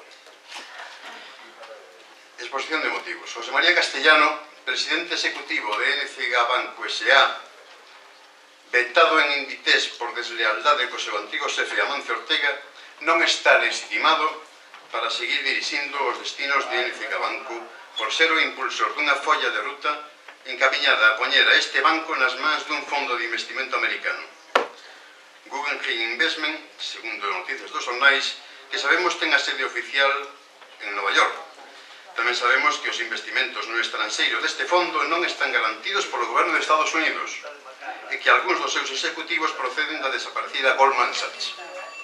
Por lo tanto, temos dereito a pensar que algún dos condicionantes da posible venda cesa a permanencia do actual equipo de dirección do banco. Bruselas, no seu memorándum de entendemento, fixa de prazo ata 2017 para o saneamento de NCG Banco e para a devolución de cerca de 9.000 millóns de euros recibidos para sacar a flote este banco. Agora aparecen moitos noivos, parece que este banco está saneado, por lo tanto, entendemos que non debería haber excesiva presa en tomarse tempo en non vender unha institución financiera galega, gustenos ou non nos guste, está tributando en Galiza a bancos estranxeiros ou a bancos do Estado que van a tributar o imposto de sociedades fora de Galiza. Nestes momentos o Banco de Santander, BBVA e CaixaBank están facendo o paripé para simular un interese que non teñen na compra deste banco. Os tres bancos están soportando políticas de adelgazamento dos seus balances, seguen despedindo empregados e suprimindo sucursais. Os tres bancos manteñen a súa política de estrangulamento de particulares, autónomos e pequenas empresas, impedindo o seu acceso ao crédito. Non hai máis que preguntarlle ás asociacións de comerciantes e da pequena empresa se atopan nestes momentos o apoio financeiro que precisan. Os señores Castellano e Feijóo están vendendo a idea de que NCG Banco está saneado e que pode atraer novos investidores capaces de recomprar ao FROP a súa participación. O señor Feijóo non pode presentarse a unha reelección despois de axudar a deslocalizar a sede social de NCG Banco e por iso prefire un fondo de investimento americano non sometido ás normas do Banco Central Europeo, por outra parte. Alberto Núñez Feijóo foi quen colocou ao señor Castellano na presidencia de NCG Banco e agora non pode defraudarlo. O señor Castellano presentouse como solución a todos os problemas cargado de promesas de atraer pola súa cara bonita unha chea de millóns en pouco tempo. Eso sí, faltoulle tempo para enganar con balances falseados a 17 empresas de capital galego que hoxe reclaman por vía judicial o diñeiro investido. Era o ano 2010 e os amigos investidores americanos non aparecían por ningún lado. Por que non aparecían? Porque querían garantías. E esa foi a tarefa dos señores Castellano e Feijóo, mandar á rúa a milleiros de traballadores e traballadoras, pechar sucursais non rendibles que en moitos casos cumprían un papel fundamental como elementos de fixación dunha poboación dispersa, sobre todo no rural galego.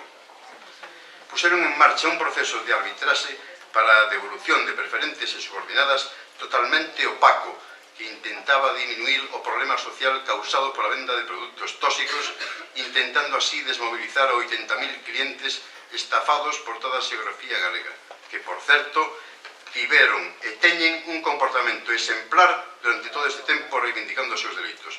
Este proceso de arbitraxe debe someterse a unha auditoría con presencia de representantes do Parlamento galego para que non queden dúbidas sobre a limpeza das decisións tomadas en presencia do Instituto Galego de Consumo.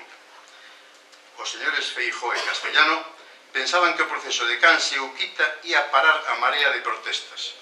Equivocáronse. A maioría dos suíces, coñecedores das malas prácticas utilizadas no deseño e venda destes produtos, emiten unha e outra vez sentenzas a favor dos clientes. Tanto a CNMV como o Banco de España e o FROB son coñecedores neste momento de que tanto Caixa Galiza como Caixa Nova, coa colaboración de Iberclear, Sociedade Depositaria de Central de Valores Española, non reflectiron desde o inicio da comercialización dos produtos tóxicos, e repito, desde o inicio da comercialización dos produtos tóxicos, os seus valores reais de mercado, o que supón que moitas declaracións de patrimonio e outros impostos, como sucesións, donacións, etc., tributaron no seu día en base a cantidades que non reflectían os seus valores reais a final de cada exercicio fiscal. Saneado o banco a conta dos contribuintes, existe liquidez para devolver o diñeiro estafado. Pero hai un problema. As condenas en costas supoñen un gasto excesivo. É no mes de agosto cando o señor Feijóo, o señor Castellano e o Poder Judicial pactan unha ampliación da arbitraxe a galega. Inventan un novo sistema no que podían resolver unhas dúcias de casos mediante un proceso de conciliación judicial, por chamarlo de alguna maneira, que evite o pago das costas dos suizos. Un novo intento de reducir a presión social sen resolver o problema. Unha solución de trileros para non dar o brazo a torcer e escaquear a devolución do 100% do diñeiro expropiado. Diante de Bruselas non é unha continuación da arbitraxe, é un amaño de mal pagador. Por certo, este bombazo informativo segue despois dun mes do seu anuncio sen concretarse nun protocolo por escrito que sexa coñecido por todos. Aquí cada día hai unha noticia nova. A maquinaria de marketing está en marcha. NCG Banco declara un beneficio de 21,2 millóns de euros no primeiro trimestre. NCG Banco, por favor, me gustaría que respetaran a palabra. No, pero están facendo comentarios e interrumpen, a verdade. NCG Banco obtén 67 millóns de beneficios antes de impostos no primeiro semestre. En setembro, elimínase a cláusula suelo. Véndese Evo Banco, unha marca comercial creada só para captar fondos a un fondo de investimento americano. A súa primeira medida é reducir o salario aos seus empregados. Operación Venda.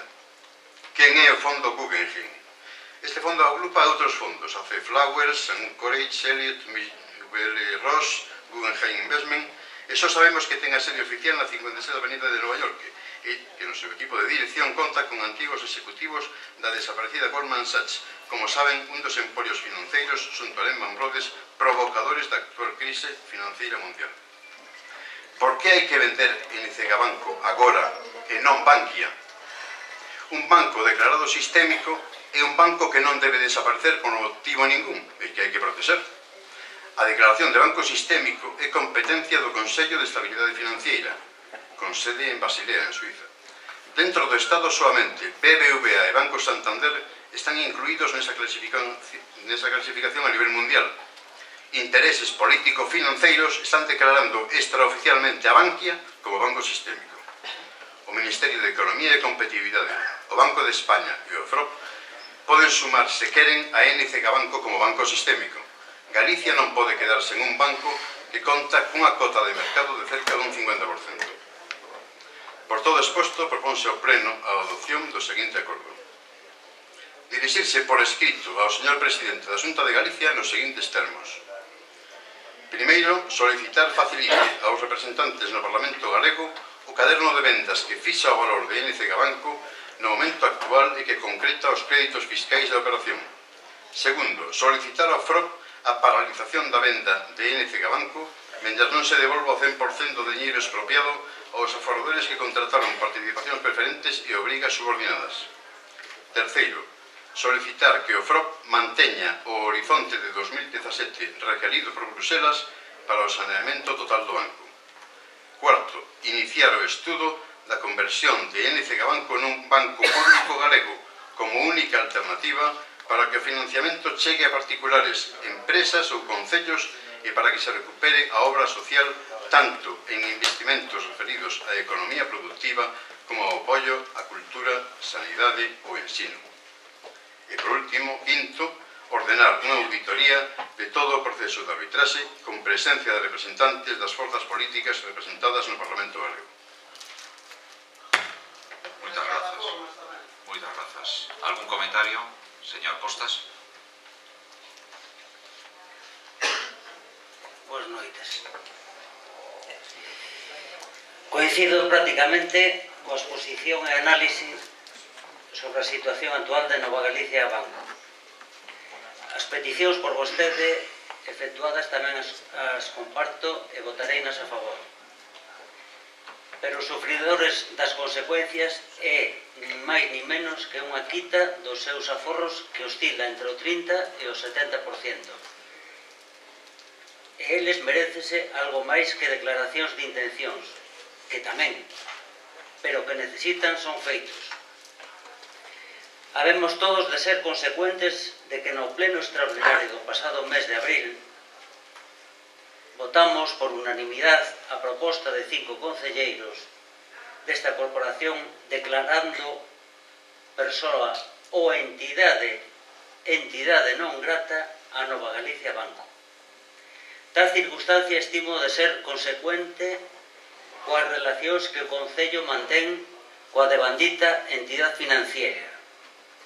Relación financeira que ha de entenderse finalizada unha vez declarada dita entidade e por unanimidade entidade non grata e por coherencia co devandito acordo ha de procederse a retirar os fondos nela depositada polo Concello de Gondomar e excluíla de todo tipo de relación comercial, como ingresos de nóminas, salvo a dos funcionarios que expresamente solicíteno, ou de calquera outra na que o Concello haxa de intervir. Asumo todos os puntos do acordo por vostedes suscitado e propóñolle engadir un punto sexto á súa moción.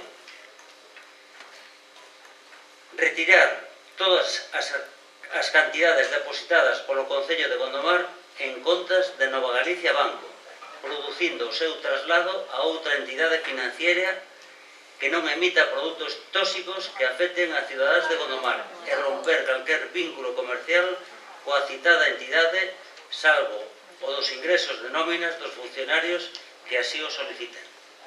Eu suscribo a súa proposta, pero tamén pido que os bancos a donde mandemos o diñeiro nos certifiquen que non venderon produtos tóxicos.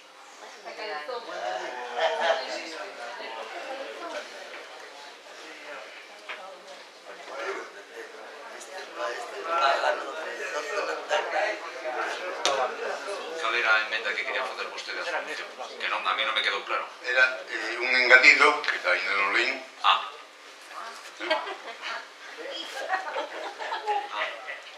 Que o tengo secretario. Sí, está incorporado a un novo escrito que completa eso. Si queren paso a lerlo. Por favor. Esta auditoría deberá ser adjudicada mediante concurso público. Entre os seus condicionantes figurará a expresa prohibición de que podan obtraer a empresas auditoras solventes que teñan ou tivesen relación contractual alguna con Caixa Nova, Caixa Galicia ou NCG Banco desde o 1 de 2007. Como ben poden entender que isto non sería normal que se auditasen as mismas auditoras a si mesmas, non? Grazas. Algún comentario máis? Señor Ferreira. Gracias, alcalde. Ben, boas tardes ou boas oides a todos. Miren, eu vou a ser moi clariño. Lles pido que, por favor, non me malinterpreten, pero creo que ademais os gobernantes, os políticos, en unha palabra, temos a obligación de decir o que pensamos. E esta obligación nos leva moitas veces a ter que pensar en tomar decisións como persona ou políticas, e sopesar cal vale máis se unha se outra. Eu estou de acordo, vaya por diante, con toda esta moción e con todos os puntos que con ela se reflicten. Por lo tanto, dígolles e anticípolles que o noso voto vai a ser a prol da moción. Vai a ser a prol da moción. Sempre amosamos, ademais, unha responsabilidade cos preferentistas e unha unión, levando incluso iniciativas en este pleno. Pero tamén quero decir, e me dirixo ao compañero da corporación Emilio, que se non yo digo rebento, que vostede, para min, non é o interlocutor para nada destos asuntos, porque vostede foi director de unha sucursal da que vostede fala durante 12 anos. Sí, foi 12 anos director. Por lo tanto, non o toma mal. É preferible que yo diga aquí e que non ande falando por atrás. Dígolle que, vendo a súa exposición, vostede sí que se denota que sabe de que vai isto. Conoce por o miúdo as financieras, as características, os requisitos, a venda de produtos tóxicos, etcétera, etcétera, porque só hai que escoitar. Entonces, eu digo, home, invitación de paz, etcétera, etcétera. Non utilicemos tampouco a sesión plenaria para justificar os nosos actos que do seu momento levamos a cabo como empregado do banco. Porque eu podo decirlle, con conocimiento de causa, e cando queira, entre bastidores, yo demostro, que vostede vendeu moitas preferentes. Moitas.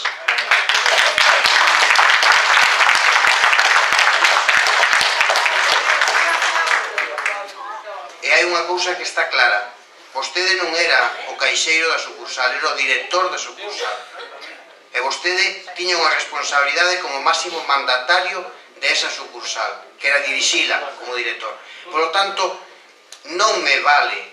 Mire, eu acepto que isto veña da man de quen veña, pero a verdade, a mí me gustaría ver se vostede non fora concelleiro desta corporación, se tomaría, se implicaría tan de cheo neste asunto. Eu sigo que estou facendo políticamente e contraproducente para min e posiblemente para o Partido Socialista, porque estou seguro que moitos, por as miñas verbas, me van a quitar a confianza política. Pero tamén vos digo, eu son dos que digo as cousas onde hai que decilas. E para min, Emilio é un vendedor de preferentes e é cooperador necesario de toda esa estafa e esa trama de enganos aos aquí presentes. E vostede, a máis de un dos que están aquí, vendeulle preferentes, Emilio. Vendeulle preferentes. E agora a ver que me conta, pero non me vai a facer convencer. Hai que ser un pouco máis prudente en isto, Sobra quen trae estas cousas ao pleno sin que sexa vostede. Tamén é certo que o permiten, Pero eu, vaya por diante, que vou a votar a favor desta moción, pero que non comparto para nada o interlocutor. Para nada. Así o digo. Moitas grazas.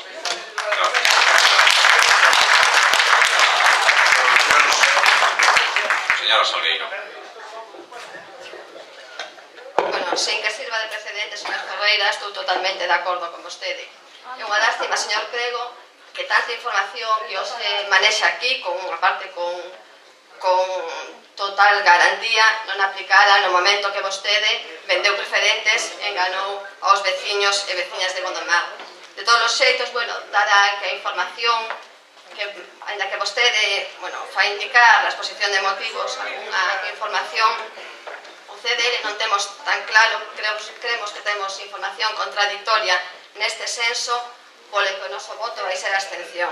Gracias. Grazas, señora Salgueiro. Señor García. Ben, que fácil é sacar ou intentar sacar tallada política destas cousas. Está claro que... Sí, señores, eu sei de preferentes agora, yo aseguro, pero porque me preocupei de estudiar o problema unha vez que saltou isto a calle. Sí, señores, e unha vez que me enterei de todas as advertencias que se fixeron por parte do Banco de España, da CNMV, pero realmente isto pode creerme, que non quere, creo que non procede debatirlo aquí, eu sin problema, porque sería un pouco longo explicarlo. Usted seguramente non se preocupou de estudiar este asunto, e por lo tanto, isto invítolle a que, cando queira, isto se xunta comigo e yo explico. Moitas grazas, señor García Crego. Silencio, por favor. Silencio, por favor. Creo que se ha quedado claros os votos. De todos os xeitos hai un par de enmendas a proposta súa. Supoño que haberá que votar primeiro a súa proposta e logo as enmendas. Eu, dende logo, non miro moi claro esta a derradeira enmenda, non a súa, a do compañero Costas, a proposta porque dun xeito queremos, por unha parte, que non se venda o banco, pero por outro lado queremos quitarle os cartos. É un pouco contradictorio, a mí me parece así, non o miro claro. Por outra banda, vostede me facía a mí unha petición, eu xa lle digo de cara, non vou esperar a despois para decirlo, non vou quitar ninguna denuncia. Como moito tales, por favor. Silencio, por favor. Como moito, pensar. Porque vostede me pide, o vou pensar. Pero, por suposto, non vou a pensarlo en media hora, en 15 minutos ou en 2 horas. Me darei o tempo que considere. E como fago normalmente nas cousas da miña vida. Silencio, por favor. Que o saiba vostede. Ben, vamos, por tanto, a votar a proposta, a moción presentada por o concelleiro Emilio García Crego. Nos termos por el exposta.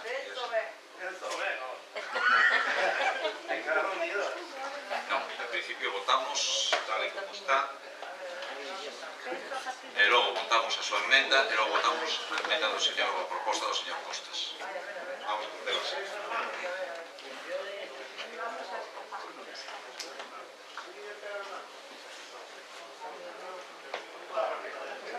Tengo unha explicación, señor alcalde, mira.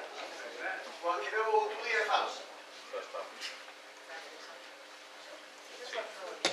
Perdoe, señor García Costas. García Crego, debe vostede aceptar ou non aceptar na súa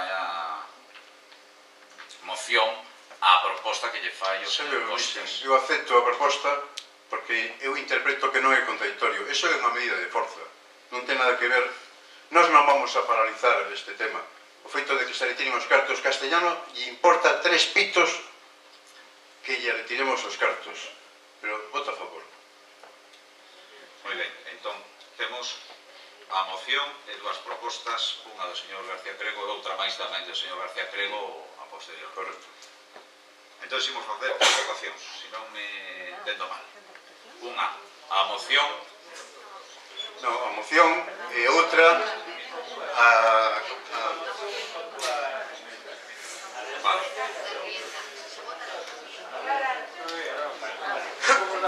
A ver,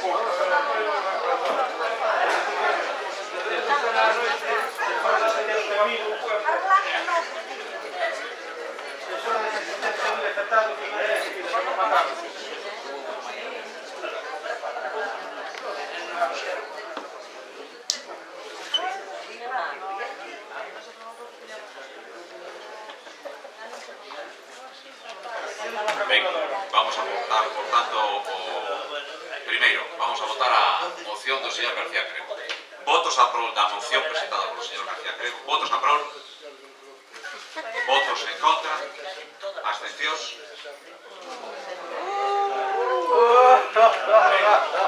Vamos a votar ahora a proposta, que son dúas, do señor García Crego, a moción presentada. Por unha banda, o feito da auditoría mediante concurso público, por outra banda, o feito de retirar as cantidades do Concello de Nova Galicia, as cantidades do Concello de Nova Galicia Banco, e romper os vínculos con ela. Esas dúas propostas feitas por vostede a súa moción. Votos a prol destas propostas. Votos en contra. Abstencións. Seguinte moción. Señor...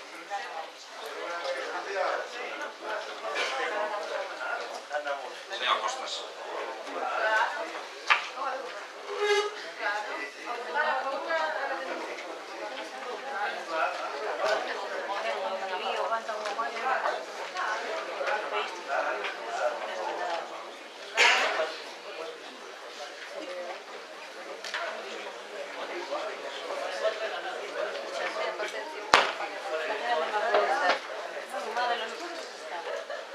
Esta moción trata sobre a necesaria adecuación dos impostos e taxas municipais tanto os servicios prestados polo actual equipo de goberno como a xestión dos mesmos. As actuais circunstancias económicas que sufrimos, con especial atención aos pensionistas que ano a ano van perdendo poder adquisitivo, a suba do IBI, a do IRPF, a suba da cesta da compra, a baixada media dos salarios nas empresas, o atraso nas prestacións da lei da dependencia, e así o longo, etc. Tamén decir que o pasado domingo 29 de setembro a Concejalía de Medio Ambiente alardea de instalación de colectores adaptados a persoas con mobilidade reducida. Tamén da propaganda da Consellería de Medio Ambiente, Xunta de Galicia, en un 2x1, en propaganda e da continuación da limpieza, vallado e señalización das zonas de recollida de residuos. Afirma o concelleiro Carlos Camesella que a Consellería paga os contenedores adaptados ao Concello. O Concello paga a limpeza, vallado e señalización das zonas de recolleita de residuos. En definitiva, os veciños de Gondomar pagamos 3 veces polo servicio que ten adxudicado a concesionaria do Servicio de Limpieza GESECO. A taxa do lixo municipal que ca reciente subida sitúase máis cara que a de Vigo, 247 euros por vivenda, mentres que en Vigo pagan 202,90. 2. Por subvencións da Consellería de Medio Ambiente, cuyo orzamento sae dos impostos de todos. Dos orzamentos municipais, como gasto efectuado pola Concejalía que pagamos por todos os impostos. Recordarlle ao señor Camesella que todo o que anuncia é que sae dos impostos de todos os veciños e a obligación da concesionaria acometelos.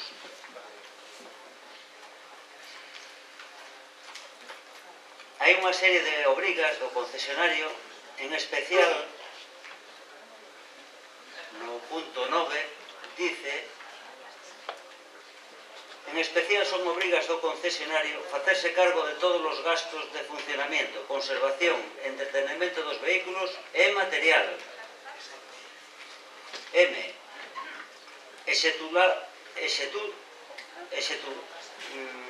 Ejecutar as modificacións que no servicio concedido acórdase o Concello e aconsellare o interés público.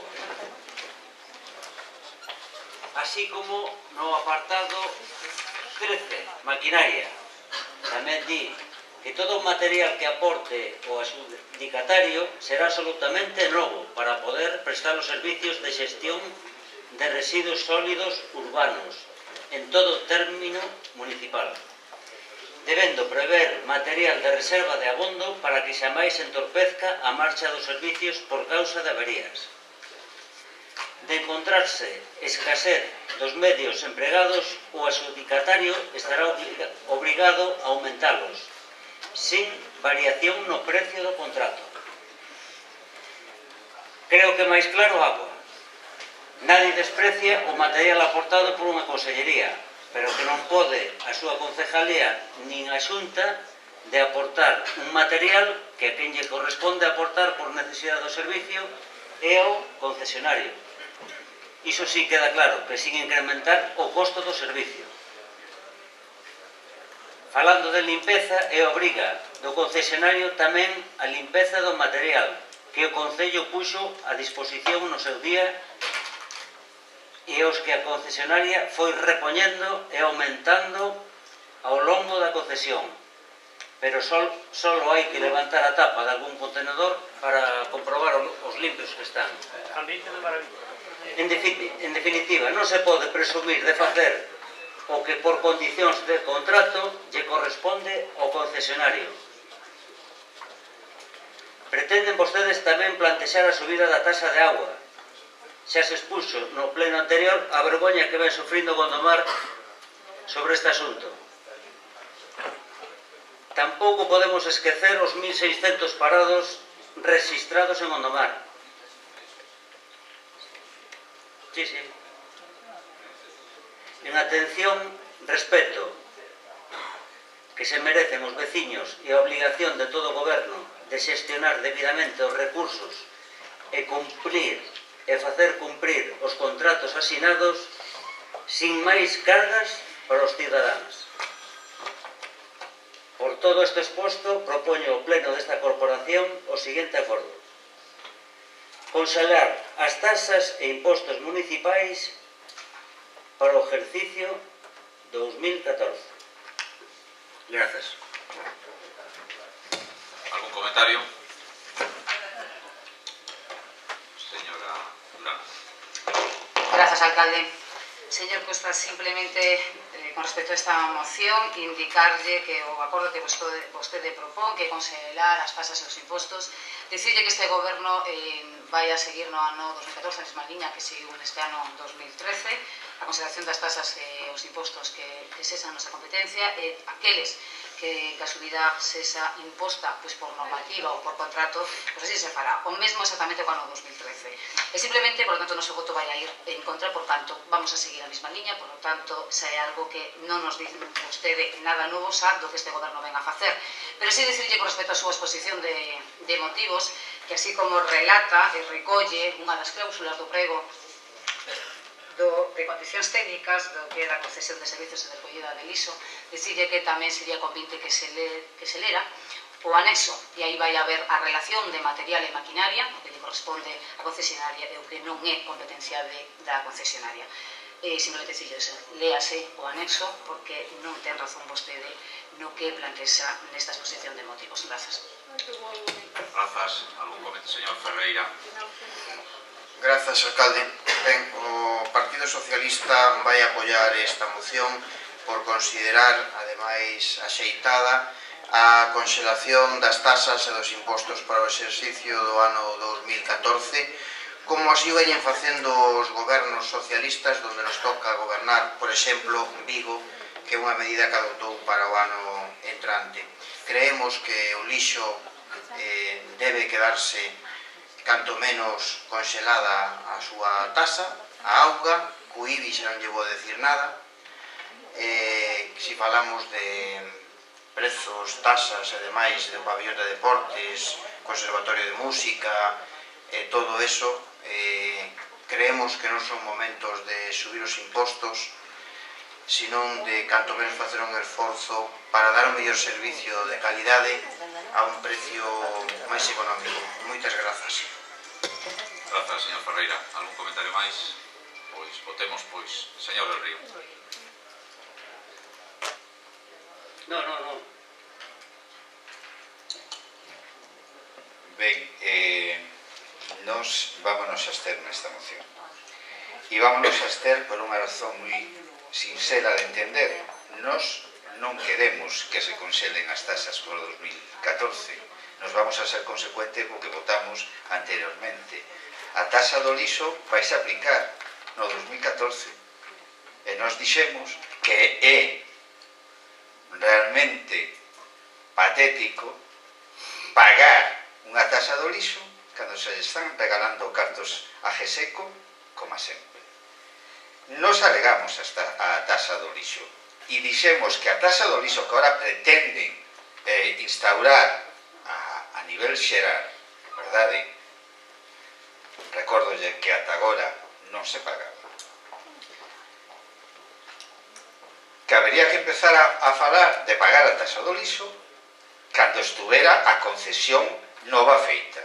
Porque, mientras tanto, evidentemente, primeiro hai que regularizar o servicio, primeiro hai que poñer o servicio en condicións, despois hai que dar un servizo, evidentemente, de acordo co pliego de condicións, despois non hai que regalarlle os cartos, como se lle regalou na última modificación que veu a pleno polo tema de GESECO de máis de 600.000 euros, e despois empezamos a falar de se hai que aplicar ou non hai que aplicar a taxa do lixo. Correcto? Mientras tanto, nós non queremos que se cobre a taxa do lixo conxelada ou sin conxelar, precociñada ou non.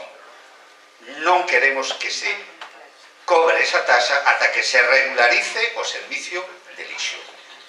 Como eso non se cumple, evidentemente, nós non podemos apoiar esta moción. Cando menos é curioso que cando nós plantexamos este tema vostede votara en contra desta proposición nosa e votara a prol de que se pagara a taxa do lixo e ora veña a conxelara. Nós vamos a decir o mesmo que dixemos antes. Non queríamos que se instaurara a taxa do lixo hasta que se regularizara o servicio de recollida e o seguimos mantendo. Por lo tanto, vámonos a abster. Moitas grazas, señor Costas. E a taxa de agua? Porque podo retirar a taxa do lixo.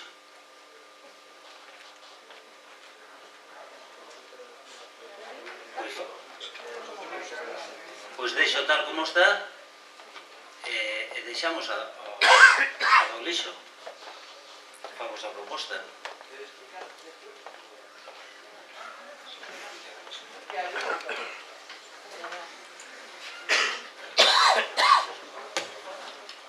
Cal é a proposta, entonces, definitivamente, a súa moción, señor Costas? Pois a mesma moción, tal como está, quitando a do lixo.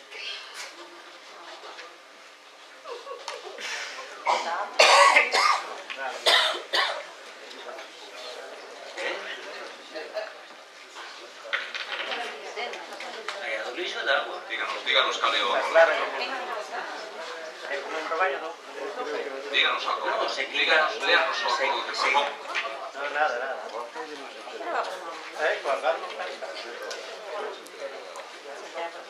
O acordo era conxelar, vamos a ver, conxelar as tasas e impostos municipais para o exercicio 2014. Pero sobre a tasa do lixo e a tasa de agua.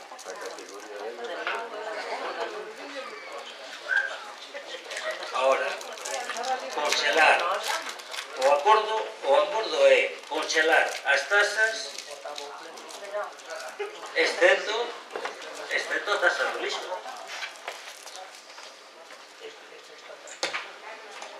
De acordo, o teñen todos claro a cal é o acordo que nos propón, señor Costas? O teñen claro para poder votalo? Non o ten claro vostede. A ver, explíquese máis, señor Costas, por favor.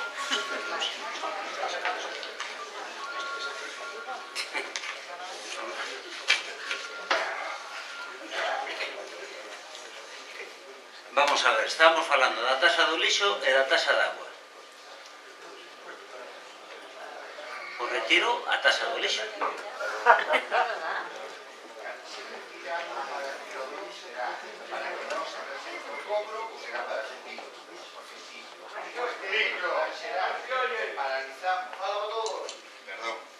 Perdón. Vamos a ver, vostede di que retira a taxa do lixo e a taxa da auga. Non. A ver, a taxa do lixo que retira de que da conxelación. Bueno, pero es que o mellor eso pode implicar que poda subir en vez de paralizar. Entón, cuidado co que decimos. Es decir, en todo caso, nos podemos mirar de apoiar esta moción sempre que se diga que a taxa do lixo non va a entrar en vigor ata que se faga o novo convenio de recollida de residuos sólidos. Ata aí sí. Vale, correcto. Bueno, pues... Correcto. Non ten claro, faga, por tanto, a súa proposta, o seu acordo, que nos propón.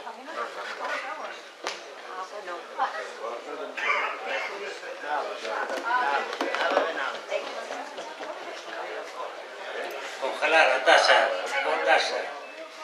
a agua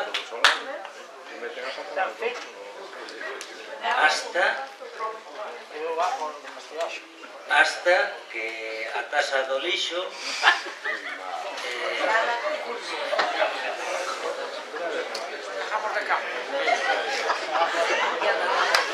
Vamos de campo a fora, xa tomamos unha cerveza.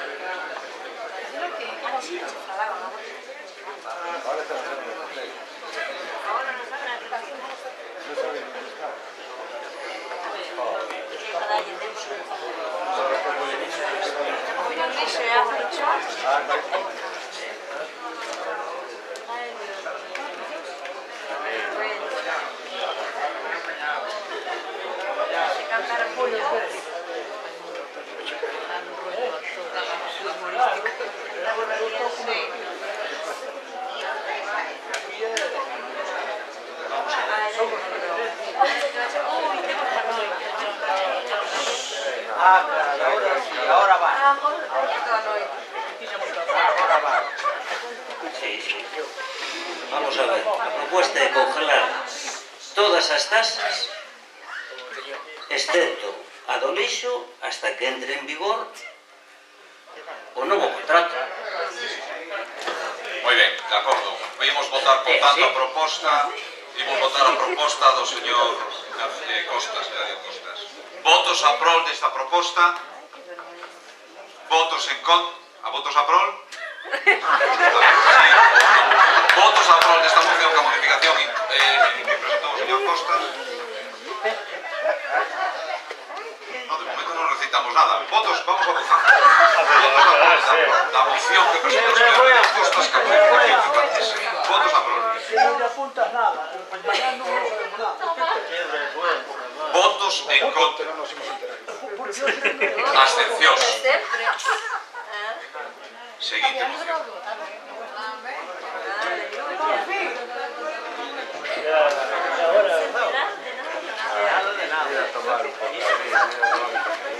Esa falta de whisky. Ella ia a buscar aquí uns cubatos. Outra. Os políticos que temos en este país. Non estamos bien.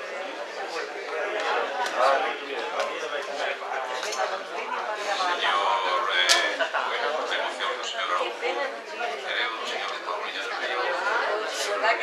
Mais ou non. Eu do señor Gadio Costas.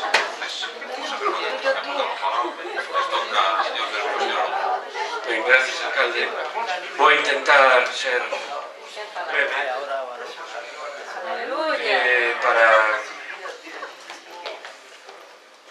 para que isto se vaya un pouco tamén encarrilando, porque vexo que están os ánimos un pouco, falo de aquí, ademais, un pouco a cousa un pouco alterada.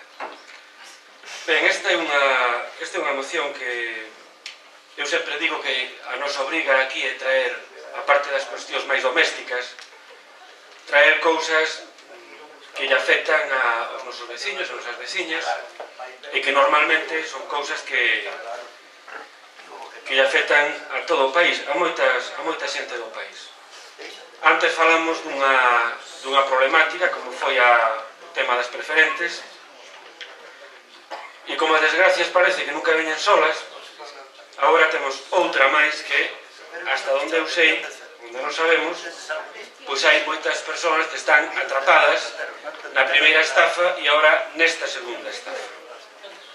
O que pasa é que esta segunda estafa, si cadra, ten aínda moito máis... Bueno, en fin, esta ten o seu aquel porque esta está promovida directamente e ademais a cara descoberta, porque xa lles dá igual, polo propio goberno do Estado a través do brazo executor que é a Axencia Tributaria. Estamos falando, como se darían conta, do tema das multas que lle están chegando a todas aquelas persoas que marcharon ou botaron media vida ou a vida inteira polo mundo adiante, seica para levantar o país coas súas divisas. Dende logo levantarían o país non se sabe de quen, porque o país deles, o noso, aquí pouco diso chegou. E agora tópanse que efectivamente, pois, de repente, chegan as multas. Polo visto non lle chegaba ao goberno que se recortaran servicios e prestacións aos máis débiles.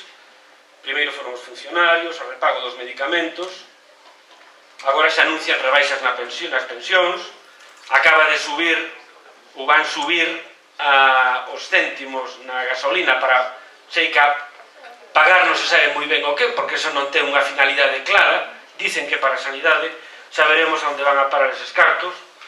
E agora toca as persoas retornadas de migración que cobran unha pensión no estranxeiro, ou mesmo que pode tocar tamén os mariñeiros embarcados en compañías estranxeiras ou os traballadores que incluso traballaron en compañías no estranxeiro e que agora teñen que pagar tamén. Bueno, e faltan os que foron a América, as pensións de América, porque agora están entrando coas de Europa.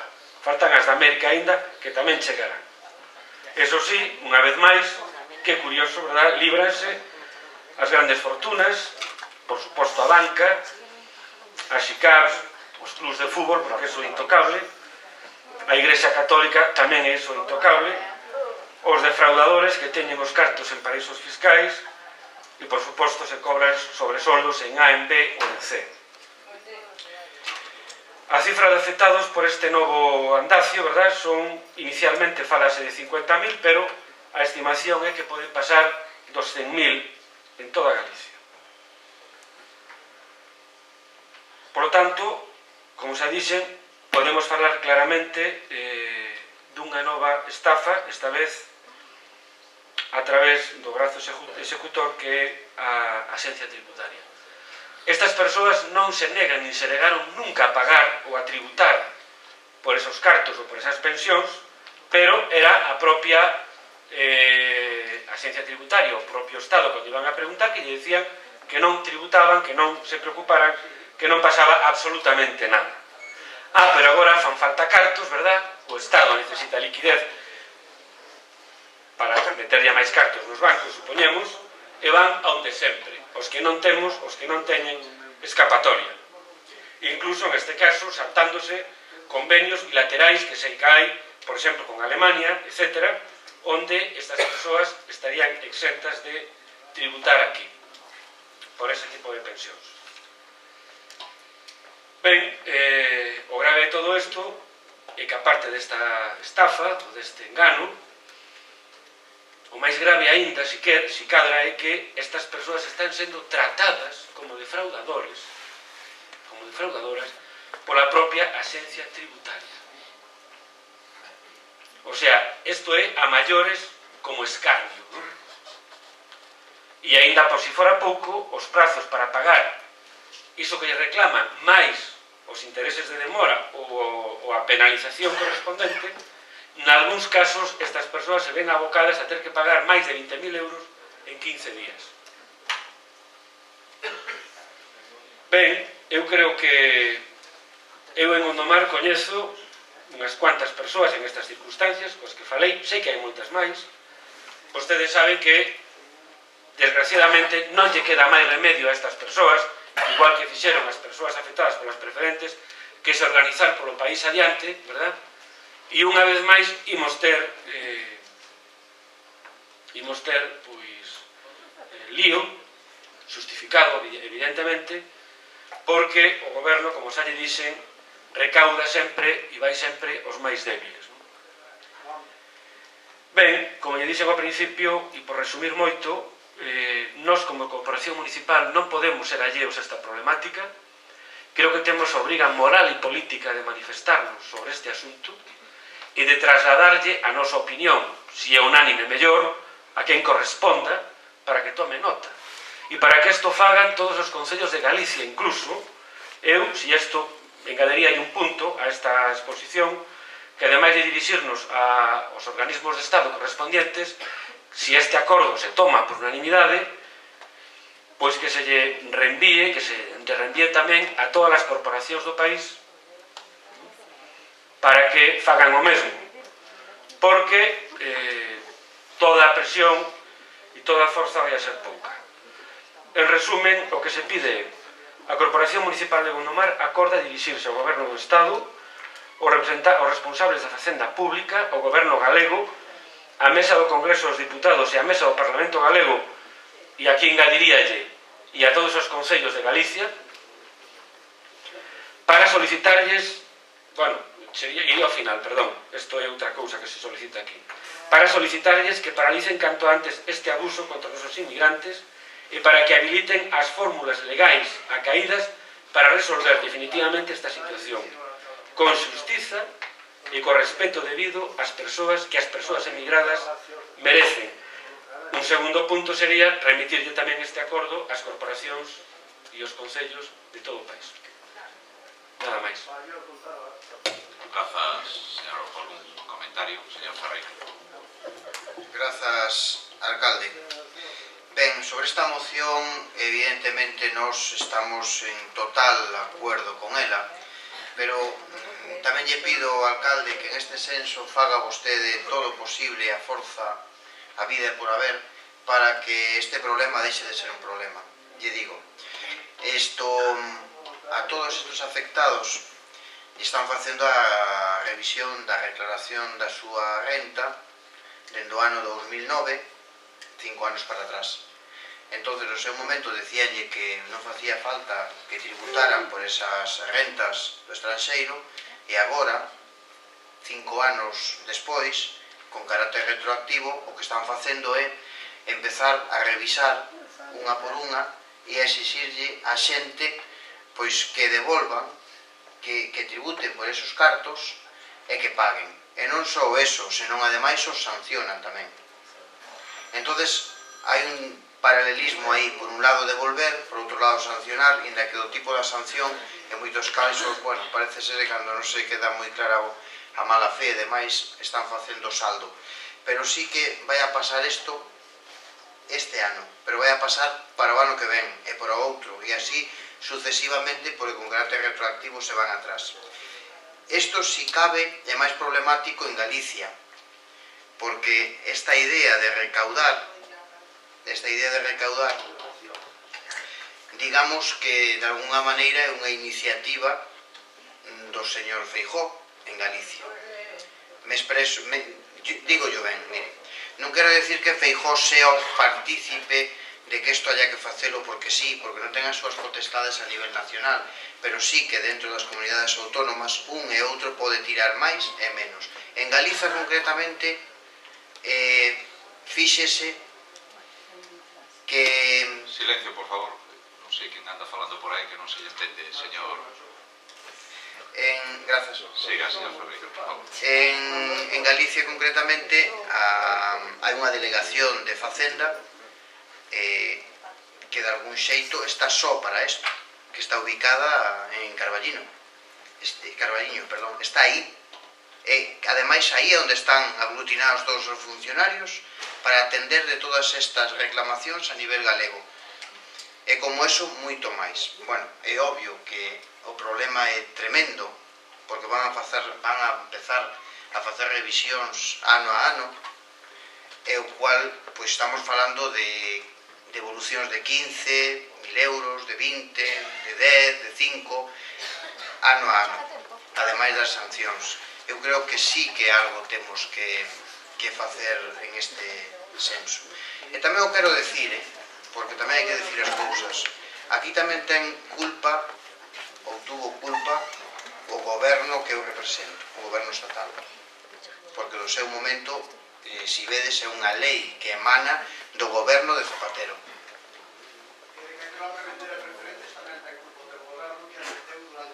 Silencio, por favor. Silencio, por favor. Siga usted, señor Ferreira, siga usted. Sí, eu, si queredes, falo de Zapatero largo e tendido. Pero Señor Ferreira, por favor, estamos na moción. Falo de todos. Siga na moción, E creo que ademais así o fixen. Eu dixen sempre. A mí non me non pasa nada falar de quen hai que falar, a min eu son moi clariño, pero, e díxelo, ademais non tiña necesidade de darlle ese dato a moitos que non o coñecen, pero é verdade. Por lo tanto, me dá igual que sea un que sea outro, me dá igual que sea de un color ou de outro. Eu creo que o problema é que a cidadanía ten que devolver unha cantidad de cartos a cual non pode afrontar porque non ten esos aforros agora mesmo, moitos deles incluso os teñen en preferentes e subordinadas, e eu creo que dende aquí temos que porlle freno a todo isto, desde os concellos, desde onde sea das institucións. Non podemos permitilo, alcalde. Eu pidolle unha vez máis que vostede como representante da corporación que tire para diante máis que nadie en este senso. Gracias. Moitas grazas, señor Ferreira. Un comentario máis, señor Oscar. Gracias, alcalde. Señor Araujo, indicarlle que o noso voto vai a ir a prol, que no primeiro momento lle a plantexar e vou modificar a súa moción no senso de adoptar o acordo que ten o Parlamento de Galicia, que ademais a na Mancomunidade do Valmiñor pois tamén foi sometido a votación e tamén saiu adiante por unanimidade, pero bueno, estamos tamén de acordo ca redacción que fai vostede na moción, o sea que nos serve exactamente igual, salvo que vostede queira neste momento incorporar os puntos xusto do acordo do Parlamento de Galicia. Ben, eu creo que son instancias diferentes e en todo caso, pois, isto está adaptado, digamos, a nosa escala, non? Sí. Como moito, eu si propuxen engadirlle que este acordo desta corporación se lle remita a todas as corporacións do país. Quería engadirlle ese punto. Non sei se lles parece. Está claro a súa Entón eu quería decir eso e logo non vou entrar aquí en debates cos compañeros de oposición, pero bueno, o dos colores políticos entre eses que fala o señor Ferreira, dende logo hai tempo que xa eses colores non se distinguen, non? E a cidadanía, pois, tamén se está dando conta dese tema. Pero bueno, non vou entrar en ese debate porque non paga pena, estamos falando de outra cousa neste momento. Quedaría a moción así, entón, de acordo? De acordo. Votemos pois a moción. Votos a prol desta moción ca modificación de dirixirse tamén a todos os concellos galegos. Unánime. Seguinte moción. Señor Araujo, señor del Río ou señor Eladio Costas. Señor Costas.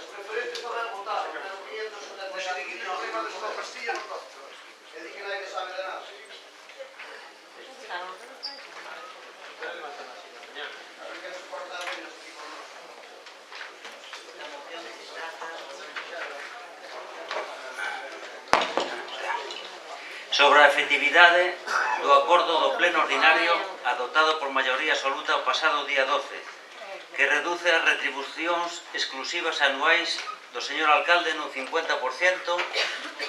na mesma porcentaxe a dedicación exclusiva da segunda tenente alcalde e na mesma porcentaxe as dedicacións parciais dos concelleiros que modifica o acordo plenario de 5 de decembro de 2012, que aumentou no 7,1% as retribucións anuais que se rebaixaran na mesma cuantía no pleno do 13 de setembro de 2012, 2 meses antes.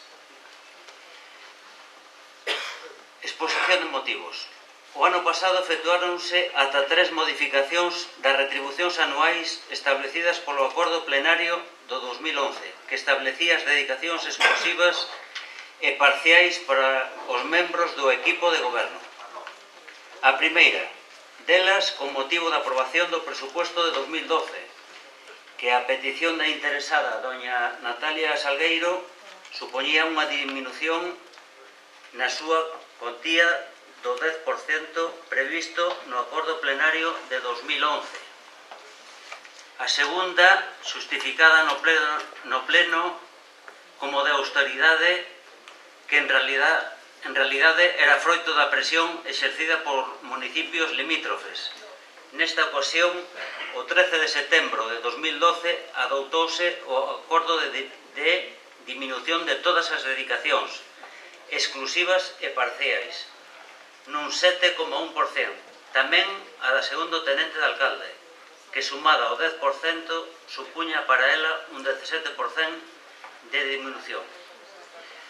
O aforro previsto con estas modificacións supuso para as arcas municipais un total de 15.000 euros no ano 2012, aforro que nese exercicio non tuvo un destino concreto e que, polo tanto, se perdeu o seu posible investimento ao final do exercicio de 2012. Como se trataba dunha apariencia política, non tardaron en propoñer outra modificación, a terceira, o 5 de decembro de 2012. Só 3 meses despois para incrementar no mesmo 7,1% no 5 de decembro e que poidesen cobrar no mes de xaneiro de 2013 o salario que se habían diminuído. Por se algunha dúbida podía quedar, Ana, é evidente que os votos sirven para aumentar os importes das dedicacións exclusivas, como demostrou este goberno. Os mesmos ou outros, como neste caso, son válidos para diminuílas. Pero, ademais, son atribucións do Pleno, como así establece o artículo 123.1 L e N. Ele dice as facultades de revisión de oficio dos seus propios actos e disposicións de carácter xeral. N. Establecer o réxime retributivo dos membros do Pleno, do seu secretario xeral, do alcalde, dos membros da Xunta de Goberno local e dos órganos directivos municipais. En definitiva, como é o caso a revisión de oficio dun dos actos, como o da diminución o 13 de setembro e posterior suba no 7,1% o 5 de decembro de 2012 da retribución salarial anual. Son igual de executivos os acordos adoptados polos 9 votos do PP-CDL do 5 de decembro de 2012 como executivo e tamén o acordo plenario con 9 votos dos 6 concelleros non adscritos, os 2 do PSOE e un de UPRG. En todo caso, os actos das corporacións locales son inmediatamente executivos, según o artículo 51 da Lei 7/85, que pon fin á vía administrativa, entre outros, os acordos plenarios, según indica o artículo 52.2a do citado texto legal, como así se apresurou a ejecutar o equipo de goberno PP-CDL o 5 de decembro, para poder cobrar o mes de xaneiro de 2013 o aumento do 7,1%. Inmediatamente executivo tamén, polo tanto, o acordo do 12 de setembro do 2013, que o alcalde debeu ditar a resolución correspondente que modifique o contido do acordo plenario do 5 de decembro de 2012 e que reduce nun 50% o importe das dedicacións exclusivas e parciais dos membros do equipo de goberno. Transcurreron xa 32 días dende o 12 de setembro, que se adoptou o acordo plenario que modificou o do 5 de decembro, que incrementaba nun 7,1% as retribucións. Volveuse modificar por cuarta vez, polo tanto, o 12 de setembro a cantidade total a percibir por todos os concelleiros, diminuindo nun 50% os 163.500 euros anuais previstos, o que supón unha reducción total de 81.750 euros, salvo erro ou omisión. Adoptamos o acordo tamén por proposta da concelleira Ana que o destino dos fondos resultantes do devandito acordo fosen destinados ao nobre e necesario fin de emerxencia social. O importe significativo que supón o 81.750 euros requere para cumprir o acordo plenario de unha modificación presupostaria, en tanto os devanditos fondos están recollidos no capítulo 1 de gastos de persoal, do presuposto prorrogado de 2012, e para o seu fin, o de emerxencia social, se non me equivoco, ha de ser incorporado no capítulo 2 de gastos de bens correntes e servizos. 32 días despois da adopción do acordo inmediatamente executivo, como indiquei, tiña esperanza, hoxe comprobo que é frustrada, que viñese a este pleno para a súa aprobación a correspondiente modificación presupostaria que avalara o cumprimento do acordo adoptado. Tiña tamén a esperanza que a Concelleira de Servicios Sociais sometese a este pleno a proposta de destino dos devanditos fondos, así como as bases para acceder a estes. Entendo por iso que a Concelleira de Servicios Sociais non nos ofrece ninguna proposta ou non sabe a que dedicalos. O que é peor, negase a dedicalos a fin acordado por maioría, incumprindo un acordo plenario. Pediría a señora concejala Patricia Durán se a intención é cumprir o acordo ou, cando menos, porse en contacto ca concelleira Ana, que efectuou a proposta para o seu destino, que seguro lle achegará algunha das propostas nas que tiña en mente cando os puxo.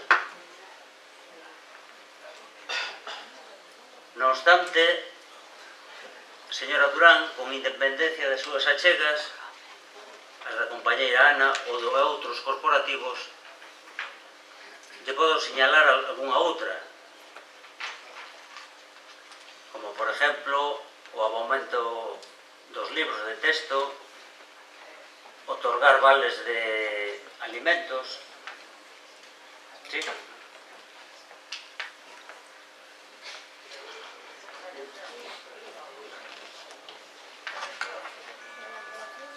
Hai moitos exemplos para decir.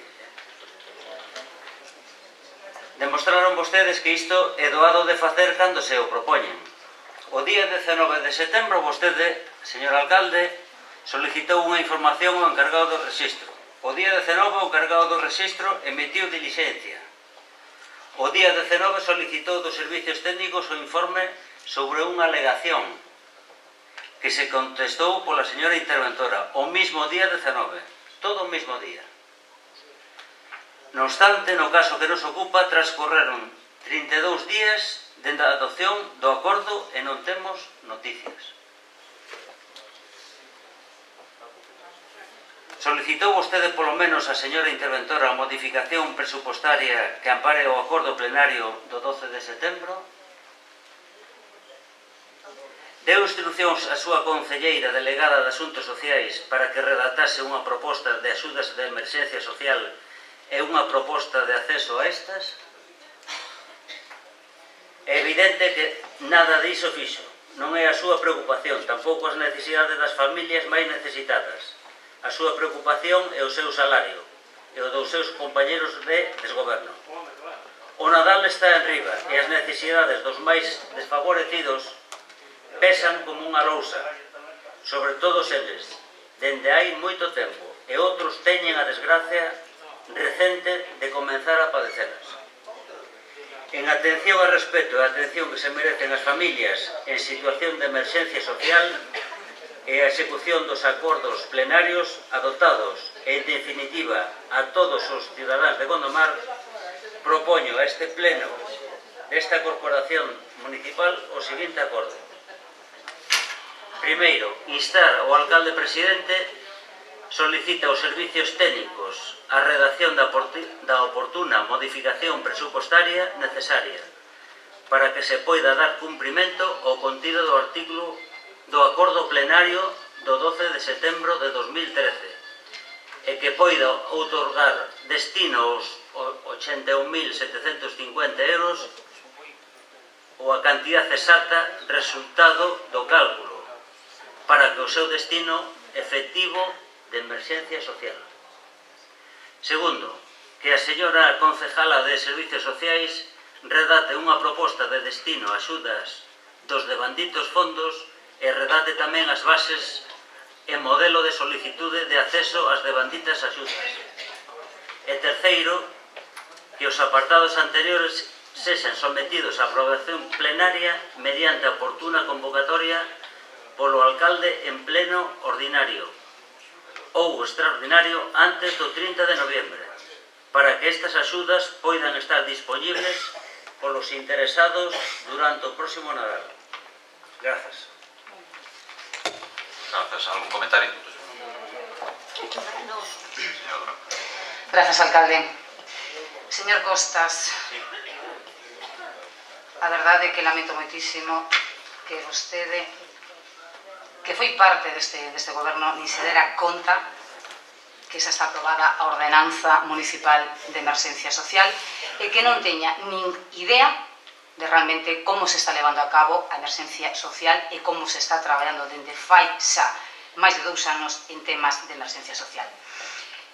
Non sei o que lle parecería, señora Francisco, o feito de que a mencionase vostede na moción para que ela me dese ideas.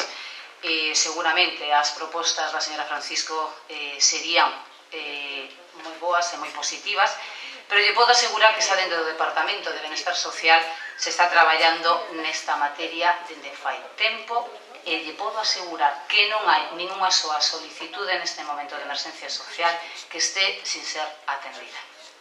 Como di na propia ordenanza, os temas de emerxencia social se resolven en menos dunha semana. Solicitado, estudiado o caso, solicitado o presuposto ao que ascende a emerxencia e debidamente abonados. Faime vostede, di que, a parte das que me podía decir a señora Francisco, faime vostede unha serie de propostas. Lle digo, léase, en primeiro lugar, léase a ordenanza municipal que foi aprobada no verán do ano pasado e xa está publicada dentro do mes de outubro do ano 2012. Iso é o primeiro que ten que facer vostede, lerse a ordenanza. Decirlle que dende a Concellaría de Benestar Social se atende por vía de emerxencia social as axudas de material escolar para todos os cativos que as súas familias ten nesa situación e que non teñan axudas da Xunta de Galicia. Ao mesmo tempo se resolven por emerxencia social as solicitudes de comedor escolar, que este ano, por primeira vez a xestión directa dentro do Concello, e que hai máis de 100 nenos becados con becas por emerxencia social, onde teñen o menú totalmente de balde. Hai axudas, ademais, este ano que se incrementaron de máis do 50% do menú e unha axuda dun euro mínimo para todas as familias que teñan nenos nos colexios. Me propón vostede que me acorde agora que chega o Nadal das familias necesitadas. Dende o mes de xullo do ano 2012, o Concello de Gondomar está pagando todos os meses alimentos. E sabe por qué? Pois porque o convenio que está coa Cruz Vermella nos dá unha serie de alimentos en 3 repartos anuais que non son suficientes, porque desgraciadamente o número de familias que había neste Concello cando eu cheguei a este goberno como concelleira de Benestar Social eran alrededor de 40. Hoxe somos máis de 90 familias as que temos que atender e axudar. Vale? Esa é a situación. Alimentos directos, todos, absolutamente todos os meses. O dicen en varias ocasións xa neste plenario. Hai temas que existen e están presentes todos os días do ano. Non me veña vostede a min a dicir agora que me fai unha proposta de que faga un reparto de alimentos agora que chega o Nadal. As necesidades das familias son os 365 días do ano. E este goberno está atendendo a esas situacións non só como se fixo nos anos anteriores, ata o ano 2011, que se atendía solamente cos alimentos da Cruz Vermella. Insisto, levamos moito tempo aboando cada mes unha factura con alimentos que se mercan en establecementos do Concello de Gondomar para o seu reparto mensual, para poder atender a esa situación. Polo tanto, non teño que redactar absolutamente ningunhas bases novas, existe unha ordenanza que ten xa os seus modelos de solicitude e, polo tanto, todo isto que vostede me plantexa, pois o teño moi claro. Polo tanto, sei moi ben a que destinar a partida de emerxencia social e do que aquí se acorde, ou do que se acorde en base aos informes técnicos, coa proposta da alcaldía, lle podo asegurar que sei perfectamente o destino o que teño que darlos. Gracias. Algún comentario máis? Señora Francisco. Por alusións. Vamos a ver, eu non dudo, Patricia, que perfectamente levas a túa concellería, pero aquí non debatimos eso. Debatimos que hai 80.000 euros, 81.000 euros destinados a emerxencia social. Entonces, a mí me gustaría que nos dixeras, cando poideras, en que se vai empregar, porque efectivamente hai todas as necesidades cobertas, pero hai moitas ideas que che se poden aportar, moitísimas.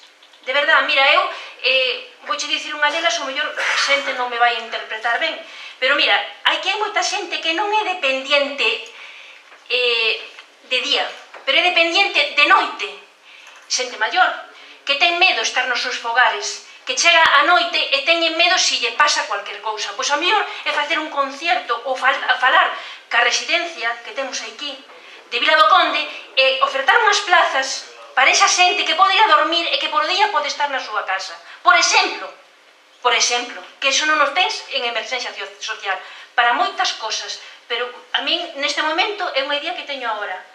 E non dudo, de verdad, que funciona moi ben o departamento teu. De verdad que sí, pero a mí estamos debatindo ahora os 80.000 euros de reducción de salarios, nada máis. Eu quería saber o destino, nada máis. Gracias. Grazas, señor Francisco. Sí, señora Durán. Grazas. Señora Francisco, volvo a decir exactamente o mesmo. As situacións de emerxencia social se atenden sempre en atención á necesidade que se plantexa. A mí me dice vostede en que vai gastar ese diñeiro e lle digo, en atención ás necesidades que se me plantese. É difícil. Neste momento, imagínese, as axudas de comedor escolar de emerxencia social o pasado curso foron de 85 plazas. Es que non son máis de 100. Por lo tanto, o diñeiro de emerxencia social está dentro da partida e non é dicir vou destinar isto para comedor e cerro isto porque reservo outro para outras cousas, porque as outras cousas teñense que plantexar directamente. Por lo tanto, si da situación, unha vez que existe ese crédito disponible e veña para a partida, estou falando de todo o que resulte, en función de todo o que resulte a situación. Eu teño na miña partida, a cantidade que sexa, pois estes 80 ou 80 e pico mil euros máis, a que os vou destinar? Pois en función das necesidades que coñece o departamento dos usuarios. E lle digo que o que vostede plantexa directamente o encaixe ilegal é complicado cando estamos falando dun servizo donde estamos. E que non perdamos nunca o norte de decir onde están as competencias nosas, as competencias municipais e onde están outras competencias. E podo asegurar que non é tan doado decir eu fago-me responsable de que? De contratar o Concello, de subvencionar todas as a veces as historias ou as ideas que se nos plantexan, hai que logo darlles o encaixe. Sempre as situacións de emerxencia que son coñecidas polo Departamento de Benestar Social, sempre se lles está, vamos, ata o día de agora lle podo asegurar que darlle a resposta máis aceitada á súa situación. O que sí é importante que o Departamento coñeza todas esas situacións. E sí que é verdade que nese sentido a colaboración de todos, que quen teña coñecemento de alguna situación que o poña de manifesto. Ideas moitas, pero lle digo, non é posible decir cerramos porque podo reservar unha cantidade para unha actividade en concreto, pero resulta que non ten tanta demanda como poida ter outra. A emerxencia é iso, o que se me plantexa de hoxe para mañá. De hoxe para mañá. Vale? Me parece moi ben todo o que di usted, pero a min o que me interesa é o destino deses cartos, nada máis. Vale, Nada máis. Máis comentarios? Señor Ferreira. Silencio, por favor. Ben, señora Patricia. Señora Durán, perdón. Se moleste por o lapsus, muller. Ben, a verdade é que a noto segura, con isto todo controlado, eu vou a facer o que máis ou menos considere según as emerxencias, eu vou a tal, me parece moi ben. Pero mire, sendo pragmáticos, ata hai moi pouco vostede tiña unha cantidad de cartos destinada a emerxencias sociais. Grazas ao acordo plenario adoptado aquí, vostede ten 81.750 euros máis. Vale? Non lle estamos falando de unha cantidad pequena, estamos falando dunha gran cantidad de cartos que ben xestionada dá para moito. Se para usted eso lle parece cousa de andar por casa, a min dende logo non. Mire, vostede dice que a emerxencia social está coberta. Eu non o creo así. A mí me parece unha falta de sensibilidade total. Se eu lle pregunto a vostede, que debería sabelo, porque é o primeiro dato que preguntaría eu se mañán asuma esa responsabilidade. Cantas familias ou cantos fogares hai en Gondomar sin que entre ninguna aportación económica dos seus membros? Vostede sabría decirme cantas familias temos así en Gondomar? Sí.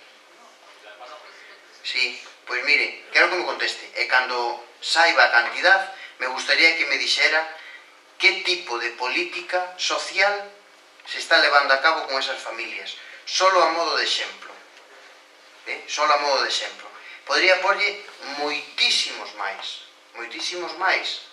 Eu só lle digo unha cousa. Mire, e remato, porque dá igual. Aquí temos un acordo plenario que se adoptou por maioría dos membros desta corporación, igual de lexítimo, como decía o señor Costas, como cando se aproba o goberno do PP.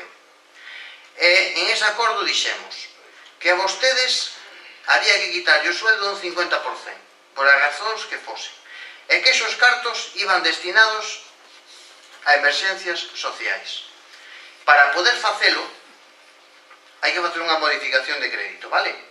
Do capítulo 1 ao capítulo 2. E hai que ademais ter ganas e querer cumprir ese acordo.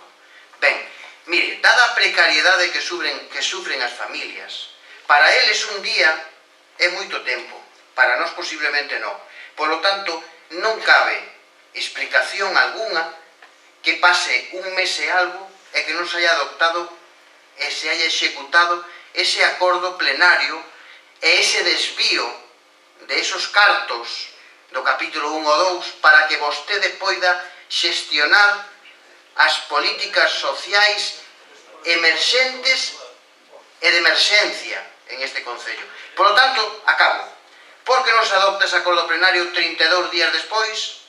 A que se espera para facer unha modificación de crédito que hoxe cabía aquí tranquilamente, senón do próximo pleno?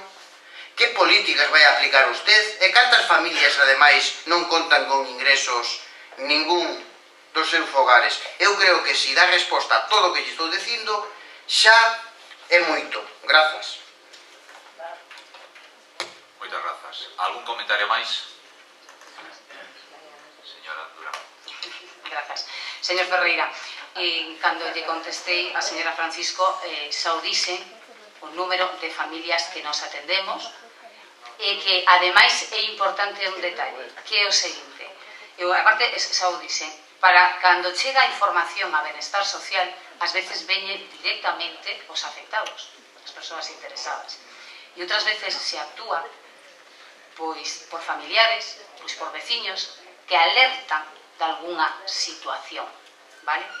Por iso decía que era importante efectivamente esa colaboración, porque pode haber moitísima xente que non veña ao departamento a pedir axudas, pero porque este buscando axudas pois tirando das familias ou dos amigos.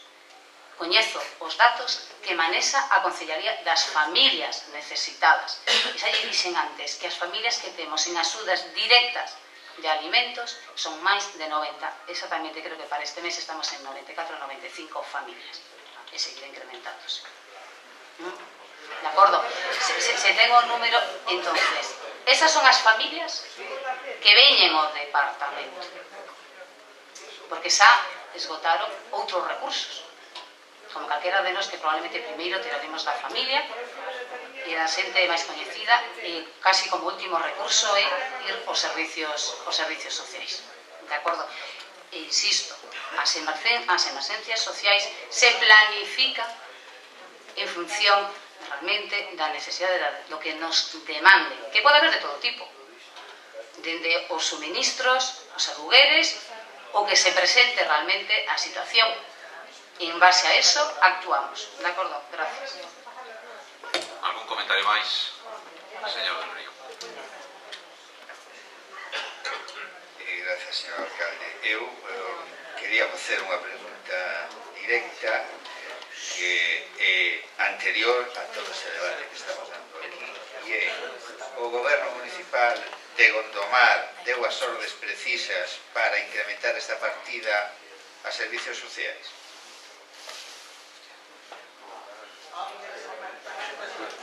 Eso é o que fala.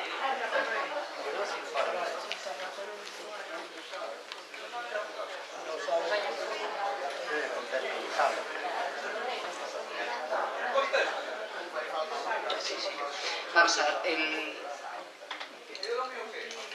señor del Río, como xa contestei antes na intervención, non sei se o señor Costas ou o señor Ferreira, ten que vir aquí a proposta da alcaldía e están solicitados os informes. Cando o señor alcalde teña os informes fará a súa proposta.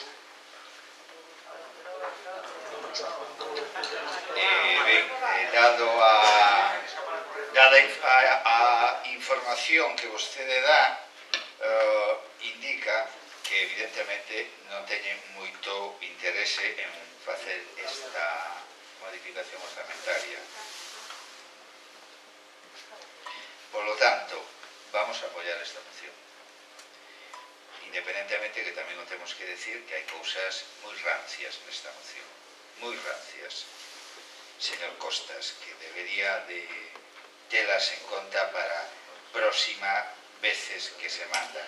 Evidentemente, decir que ten que haber unha aprobación plenaria, como di este no punto número 3, ata o 30 de novembro, eso implica que non se va a poder aplicar, porque as modificacións orzamentarias, que supoño que vostede estará ao tanto deso, producen unha situación en canto a publicidade exactamente igual que fora un orzamento. É dicir, hai unha exposición público, hai 15 días de alegacións, si hai alegacións ten que vir outra vez a este pleno, si isto é o 30 de novembro, nos poñemos en decembro, publicación, alegacións, volto ao pleno, non hai ninguna posibilidade de aplicar este tema neste ano. Por tanto, apoiamos a moción. Tal vez sería emendable a segunda, evidentemente hai unha ordenanza, xa yo dixo a señora Duranda, e por lo tanto, pero en todo caso, no punto número 3 habería que decir, evidentemente nós non podemos estar moi de acordo na que votaríamos a prol en que isto se tralla dando un marxe del 30 de novembro, porque eso vai imposibilitar directamente, vai imposibilitar que eses 80.000 e pico euros vayan a emergencia social. Por lo tanto, haberá que poñerle un prazo moito máis breve para que, unha vez informados esta modificación por os técnicos municipais, a trayan canto antes, evidentemente. En vez do 30 de novembro, non. O 1 ou 2 de novembro, que cando é o próximo pleno ordinario. E punto pelota.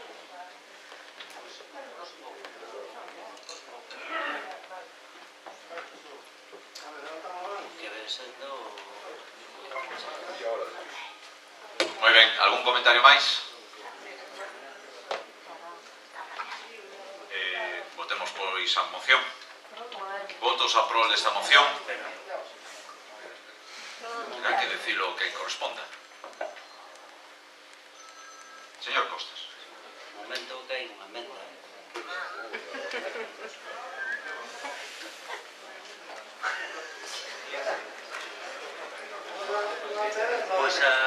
emenda é por 7 de novembro. Cambio de fecha.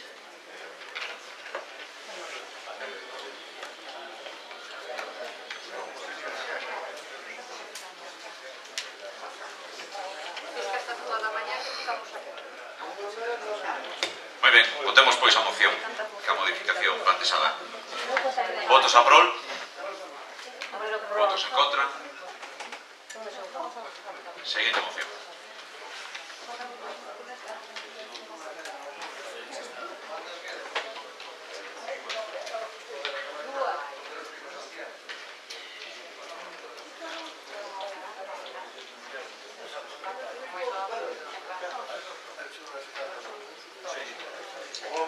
Teño aquí, esta é unha moción que fala dun asunto que como fala dunha necesidade que algúns temos, outros non. En todo caso fala dunha necesidade que, como decía Castelao, son desas necesidades que non se senten no bandullo, non? Ten que ver coa lingua. Vou na ler porque está moi ben escrita, eu non a escribín, simplemente traio aquí a pleno tal cual me entregaron a Asociación de Funcionarios para a Normalización Lingüística de Galicia, e di así, é moi breve. En galego agora é sempre restaurar a memoria lingüística.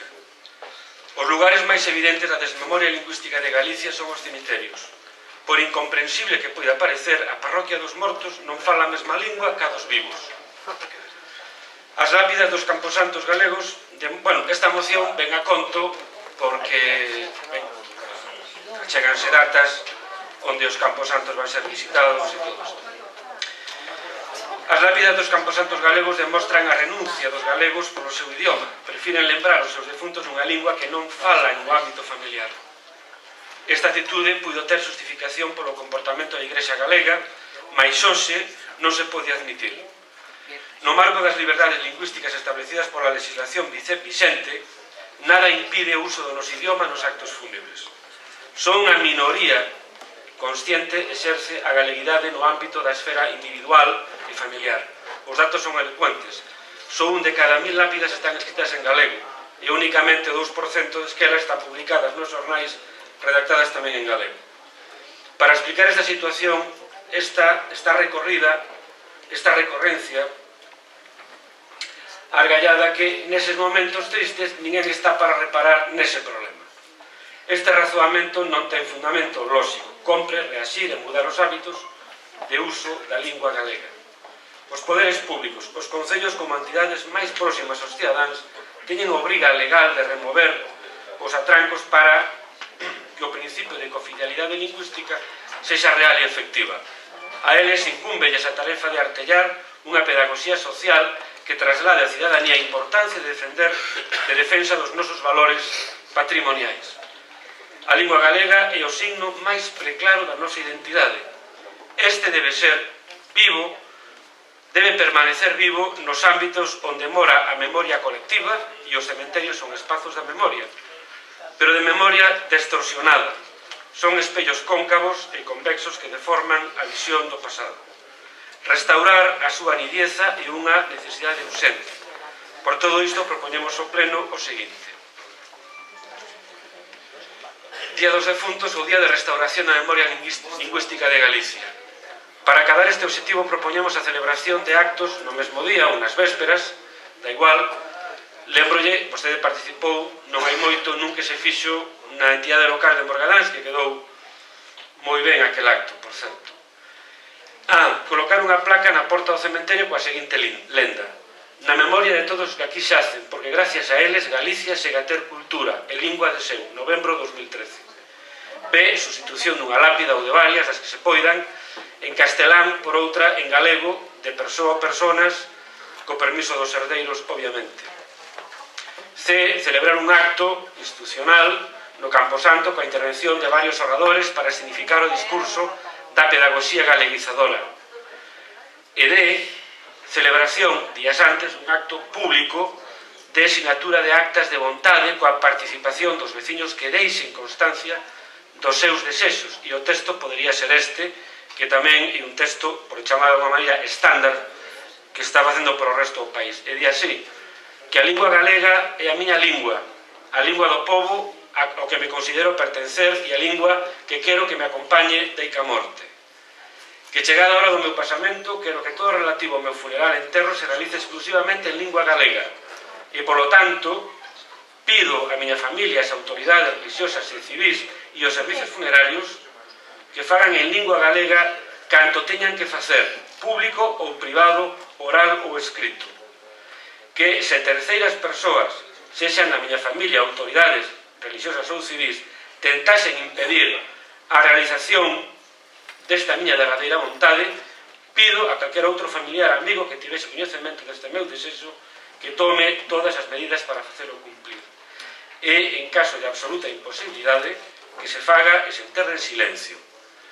Ben, este é o que se pide, como decía ao principio, son desas cousas que, ou desas necesidades que non se senten no bandullo, pero, dende logo, os galegos, o día que perdamos a lingua, estemos vivos ou mortos, deixaremos de ser galegos. Nada máis, gracias. Moitas grazas. Algún comentario? Señor Ferreira. Gracias, alcalde. Ben,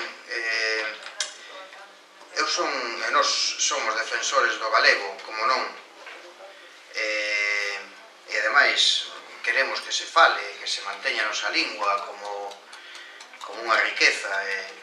Bueno, todo eso que folga facer agora aquí a modo de alegato, porque todos somos conscientes. Eu falo galego, síntome galego, cando morra pondrei a miña lápida en galego se me apetece, se non me apetece en castelán, non sei se me van a enterrar, se me van a queimar, tampouco llevo a pasar esa responsabilidade aos meus heredeiros.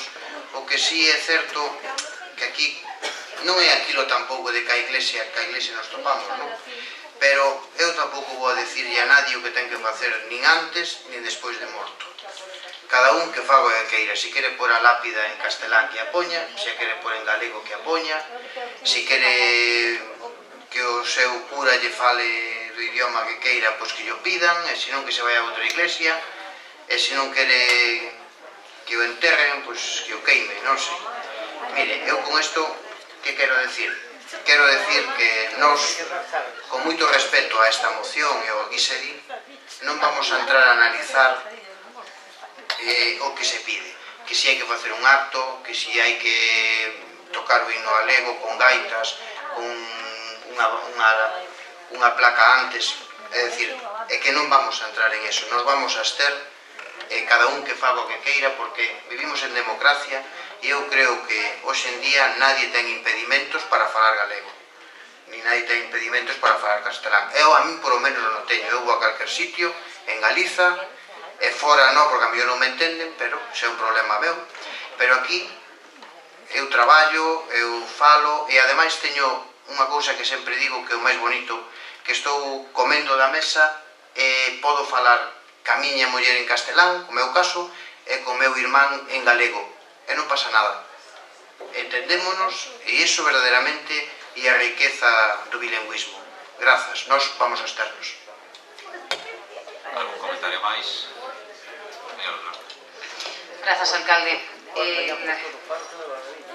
Suscribo absolutamente todo o que manifestou o señor Ferreira, polo tanto non vou a reiterar os argumentos, e simplemente decirlle que polos acordos que vostede plantesa, a verdade é que os puntos non me parecen, non sei, non vou dicir que son improcedentes, pero non nos vexo. Realmente eses actos, bueno, son as datas, efectivamente, no que parece que algúns ou algunhas se lembran dos seus difuntos, pero creo que, como ben dixo o señor Ferreira, cada un é libre de deixar clariño como quere que sexa eses actos, que non nos faremos nós, señor Ferreira, non vamos a colocarnos a lápida, non la colocará, esa é a diferenza, pero deixar as cousiñas ben claras. E non hai ningún atranco. Eu lembrome de que fai uns anos había unha publicidade para facer o uso do galego nos actos de última vontade, e non sei a verdade o resultado cal foi, dándolles a verdade a que unha persoa vaya a testar e que empregue a lingua que considere. Creo que é algo que pertenece á esfera privada e que, polo tanto, aí temos que manternos, non? Respetar e alentar a que cada quen empregue a lingua que considere máis axeitada. O noso voto irá en contra desta moción. Algún comentario máis? Pois votemos, pois. Non, teño un comentario máis. Tócame a mí. Señor Araujo, diga vostede. Podía facer un discurso, pero eu creo que se acaban de retratar vostedes aquí perfectamente. O da lingua, que máis dá a lingua, verdad? Que máis dá a lingua? Que máis dá? Como sarcasmo está ben, non? Eso de que... Como sarcasmo, verdad? Que o do impedimento. En galego, falar galego, escribir galego, perdonen a expresión, é moi fodido. Sí, señor Ferreira, sí. Mas a vostedes les da igual. No, bueno, pois hai que aprender. Pero mire, hai que aprender. Nos, falar galego e vivir en galego en Galicia é moi complicado. E cada día é máis complicado. É máis complicado. Os que falamos e escribimos e vivimos en galego cada vez parecemos uns insumisos, verdad? Ou unha tribu que vive aquí, e que veñen a vernos aquí. Non hai moito, estaban nun bar e un neno pequeno falaba galego e día ao bar: ai, que niño tan simpático, habla gallego. E eu dixen: e que vai falar? Pero que estamos en China. Que vai falar un neno en Galicia? Pois falará galego, sería o normal. Ben, eu non vou a... Isto daría para un discurso que xa lle dixen ao principio, cando presentei a moción, que Castelao, que acertou en todo o que dixo e escribía moi ben, dixo que hai necesidades que non se senten no bandullo. Esta é unha delas, clarísimamente, e vostedes acaban de demostrarlo. O señor alcalde e o goberno, digolle unha cousa: segundo a lei, obriga das institucións públicas promocionar e protexer o galego. Eso di a lei. De acordo? E o que se propón aquí non se propón obrigarlle a ninguén a que lle digan o funeral o responso en galego. Simplemente se pide que o Concello de Gondomar, como institución, neste día e nesta ocasión, igual que se fai o 17 de maio ou noutros casos, verdad? Se aproveite para promocionar e defender a nosa lingua.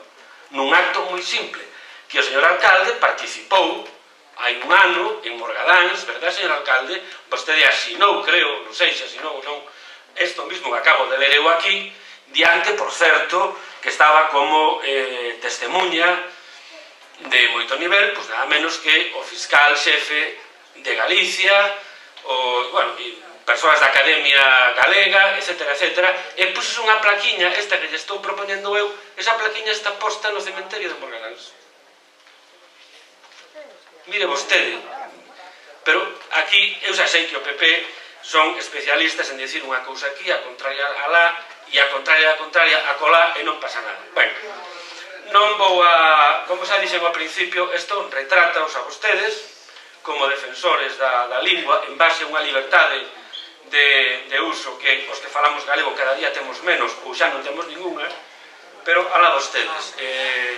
Xa dixen que ese posicionamento o retrata, e logo xa falaremos desto máis adiante cando teñamos que falar de cultura e destos actos. Non se preocupen, que eu personalmente voume encargar de afearlle a conducta política por este voto que ustedes van ter aquí agora.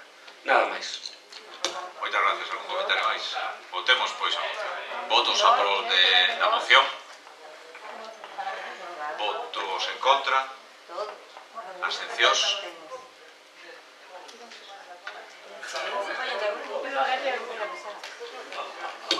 Señor Porriño.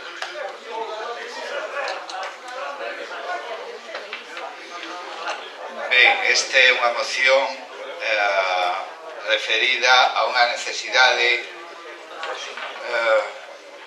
moi urxente que hai no Concello de Gondomar. Non vou a ler a moción dada ahora que todos e todas sabemos que o conserxe en Donas non existe.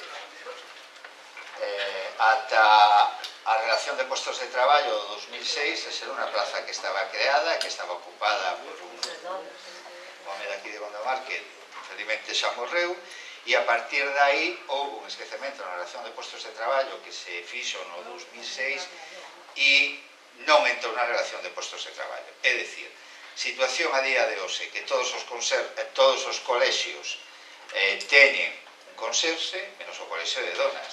Evidentemente, non fai falla explicar, supoño que todos os aquí temos familia, estivemos en contacto co mundo escolar e sabemos da necesidade dun conserxe nun colexio, que é unha peza fundamental porque se ocupa de muitísimas cousas.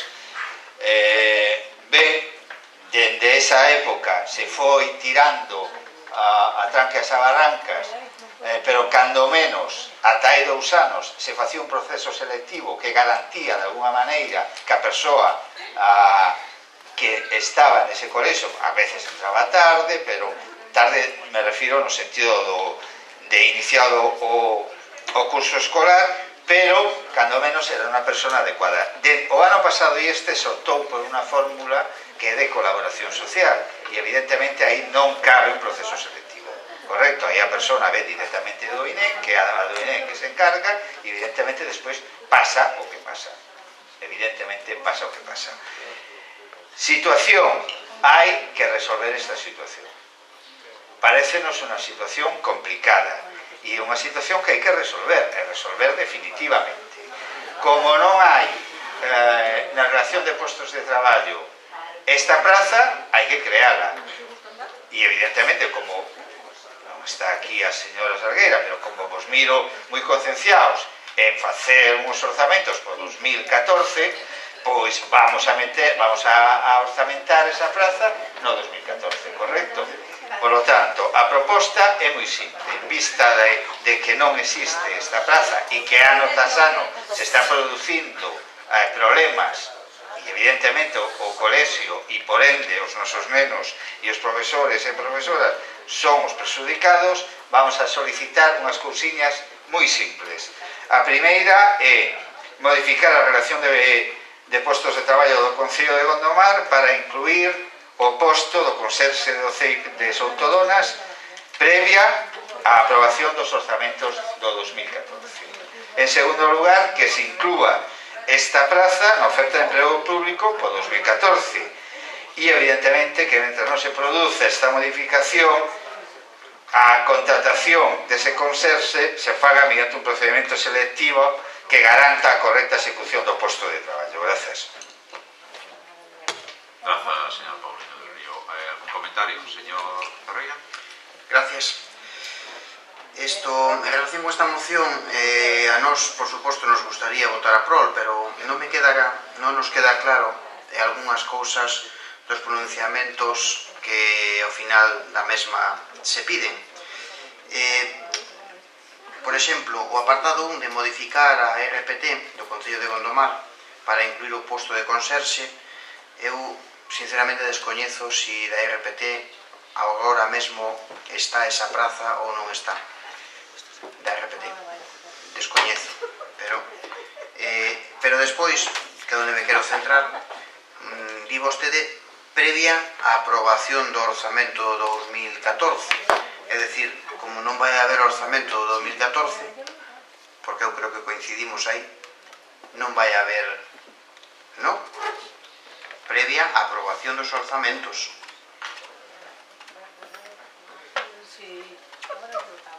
Ben, eu pregunto, non sei se está da relación de postos de traballo, usted que trae a moción, pois ten que saberlo, non sei se o conserxe de donas, como leva moito tempo contratado, ainda que unha vez dunha maneira, de outra e tal, e como falleceu que estaba, ou non sei se está. Por eso que me pediría que se me pudera aclarar, porque non tuve tempo tampouco a velo. E a mellor, pois tamén de alguna maneira, isto falase do parágrafo final de que se proceda a contratación dun conserxe. Pois a mellor tampouco procede a contratación, senón dentro do persoal do Concello que xa hai, como pasan leiteiros, que o está ocupando unha persoa que é operario e demais, a mellor en vez de contratación pode ser, digamos, trasladar unha persona a ocupar ese puesto, porque eu tamén desta maneira se está pedindo primeiro que se contrate especificamente a alguén para ir, e o que me interesa verdadeiramente é que se cubra a praza, pero non lle vou decir ao Concello como ten que facelo, se mediante unha contratación de concurso-oposición, oposición libre, ou ben tirando do cuadro persoal que xa dispón para ese puesto concreto. Eso era unha das cousas que son algunhas cousas que non me quedan así claros, señor Pauliño. E non lle digo con reproche, descoñezo. Moitas grazas, señor Río. Bueno, a ver, hai que estar un pouquiño atentos, eu xa sei que son as 11:15, pero hai que estar atentos porque acabo de dicilo, señor Ferreira, que non está creada esa praza. Correcto. Por lo tanto, si non está creada, hai que primeiro creala. Precisamente, e tamén acabo de dicilo, pero te volvo a repetir porque non me costa nada, fago con sumo gusto, os problemas da contratación do Consello de Donas xa nacen de aí, de que non está esa praza na relación de postos de traballo do Concello. E, polo tanto, hai un valero aí que se ten que cubrir como se estuvo cubrindo ata agora, dende que morreu o anterior. Dende o ano 2006 está ocupando esa praza de mala maneira. Non se cubre adecuadamente. Correcto? Bueno, pues entón, si non hai esa praza, primeiro hai que crear esa praza. Motivo ou razón sine qua non para que despois a podas meter na oferta de emprego público do ano 2014, evidentemente. E despois que se saque como a concurso-oposición. Aquí non se fala nada deso. Se fala, primeiro, que se cree esa praza. Segundo, que se poña na relación da oferta de emprego público para 2014. E punto. O resto é manter a situación como estamos.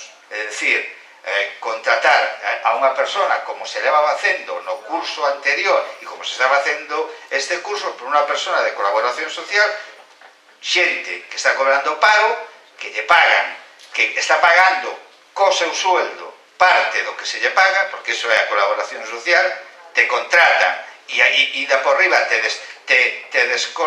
descontan da paga eso, pero bueno, estupendo, o fan así. O que é evidente é que non son as condicións óptimas para o desempeño dunha función tan específica como é a do Consello de Donas. Ese é o que está pasando no mundo mar. Por lo tanto, podemos enredar, pero a moción é moi clariña. Non hai a creación da praza, Es decir, que figure, porque é o único colexio na relación de postos de traballo donde non figura esa praza. Correcto? Por tanto, hai que creala. O resto dos empregados teñen unha praza. E para desplazar a un empregado a outra praza, ten que estar creada. Cole de peitieiros. Correcto?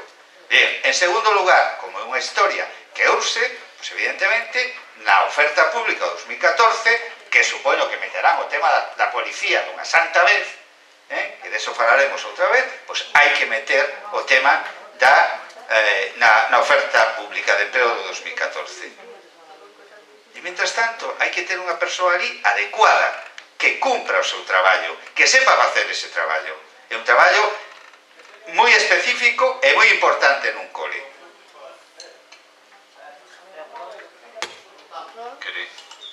Ben, para rematar, señor Pauliño, simplemente lle decía que eu non mirei o da RPT, e que sorprende canto menos que non este esa praza da relación de postos de traballo. Hasta aí coincidimos. Si vostede xa o mirou e así é, pois estou totalmente de acordo que hai que cubrir esa praza e incluir a relación de postos de traballo. Indo que ben é certo que aí xa pasaron determinados funcionarios como electricista, un e outro. Bueno, eso xa teñen estado, incluso unha especie de permuta do colexio de peitieiros para donas e todas esas cousas. Ben, polo cual infunde, pois, canto menos esa dúbida de que non este cuberta esa plaza. E vostede, pero non vamos a andar máis con máis entretenimentos en isto. Vostede ao final dice que proceda a contratación.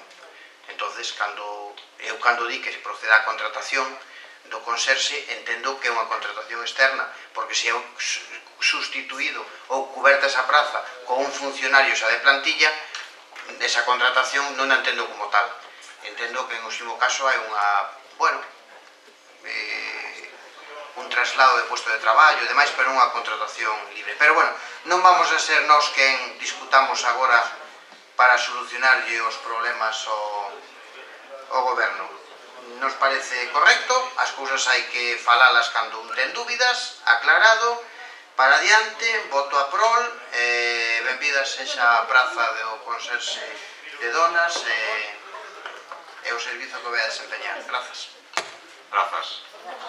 Nós desde o goberno oímos votar a prol desta moción porque efectivamente hai un problema con este posto de traballo que efectivamente non está na RPT e hai que poñela, efectivamente, o que hai que facer, o que vostede nos dice. Hasta agora se foi arransando pois deso, non de un xeito, probablemente non fora o xeito adecuado, pero se foi arransando. Que si un persoal de cooperación iba para ali, unha persoa de obras, logo tamén outro de obras. O ano pasado conseguiuse, por certo, unha persoa que sí que fixo o traballo moi ben, por certo, que veo a través do INEM, e este ano tamén se fixo así, para este curso. Vamos a mellar, máis que falar de anos, para este curso, que empezou xa en setembro.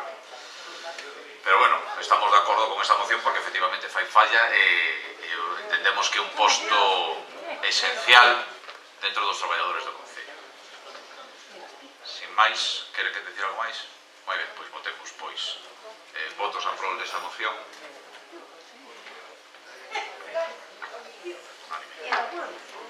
Seguinte punto, rogos e preguntas. Señor Ferreira. Señor alcalde, teño que plantexar a cuestión de orden. Me dixo nun principio que non há lugar a mocións de urxencia. Nos temos unha moción de urxencia.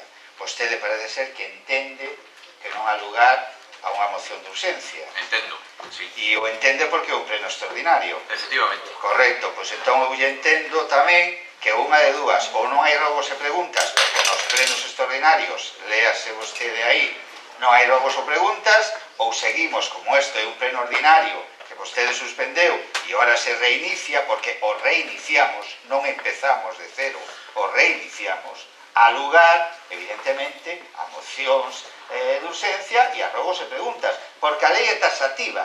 Podemos discutir o que queira sobre a moción de urxencia ou non, pero a lei no tema di, nos plenos extraordinarios non hai rogos e preguntas, e sin embargo aquí están. Sí. Por lo tanto, parece razonable, vostede non empezou o pleno de cero, continuou non, que isto sea unha sesión ordinaria, correcto, e que se admitan as mocións de urxencia.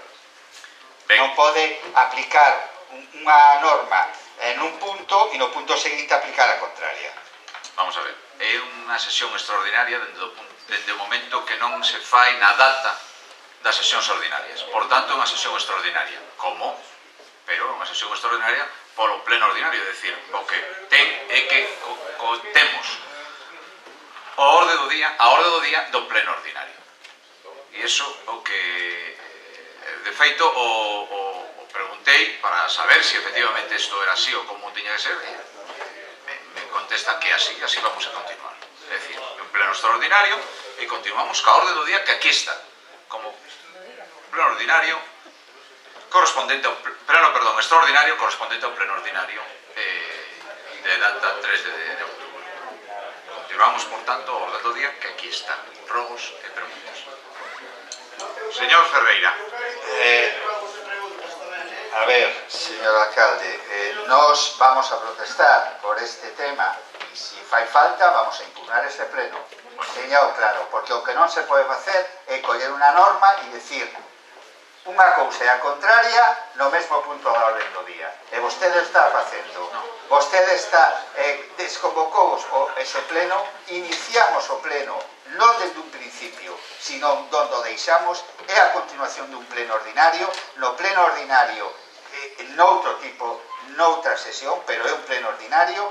Nas sesións ordinarias se poden presentar mocións de urxencia, probe a aprobación de urxencia e logo vamos a rogos e preguntas. Estamos no noso dereito. É un pleno extraordinario e así é como está a convocatoria. Por tanto, non caben as mocións de urxencia.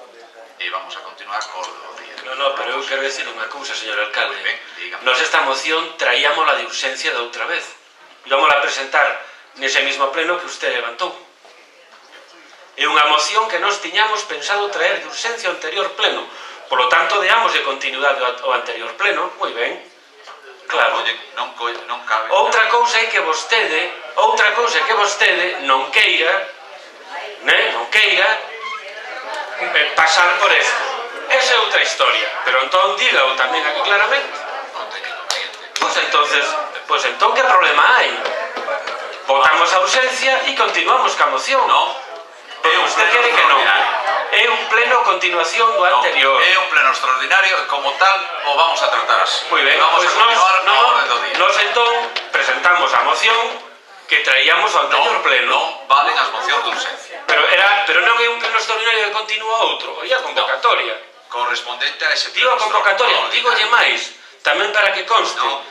Nós non poidemos falar sobre este asunto na comisión informativa, obviamente porque senón o hubiéramos feito, porque a convocatoria do pleno con esta redacción bastante trapalleira, hai que decirlo, recibímola despois. Claro, senón na comisión de asuntos do pleno. Moi ben, vamos a seguir a orde do día. Bueno, nós impugnaremos este pleno, xa lle dixo Se meu vostedes compañero. consideran que teñen que impugnarlo, Ahora, non hai problema. claro, non é consideremos, é que é así. Bien, pero vamos a ver, é a miña facultade seguir ca orde do día, tal e como eu entendo. Vostedes están no seu dereito de impugnar o pleno, facer así, o que consideren. Logo se pregunta, señor Ferreira. Señor alcalde, eu quixera... Non ten vostede palabra. Señor Ferreira, nada. Señor Gómez. Era un tema personal. Señor Gómez. Señor Gómez. Por favor, non ten palabra neste pleno. Por favor.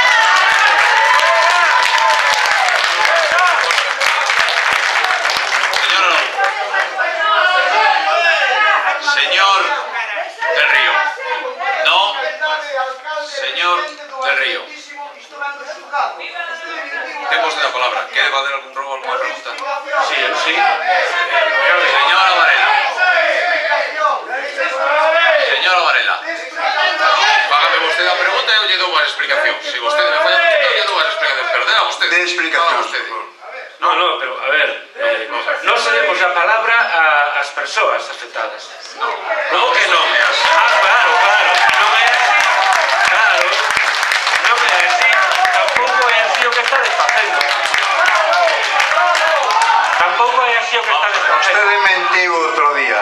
De explicacións agora.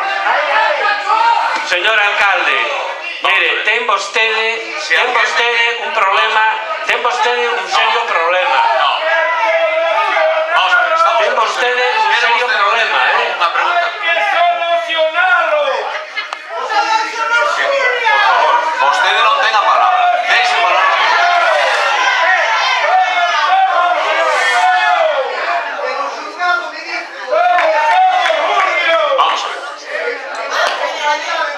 Vamos a ver. Non ten a palabra. Vamos a ver. Chamo orde, por favor. Deixe de falar. Teñen as palabras, concelleiros. Señor Guitián, A ver, non dígame. volva a provocar problemas. Non, que non. De explicacións, non volva a provocar problemas.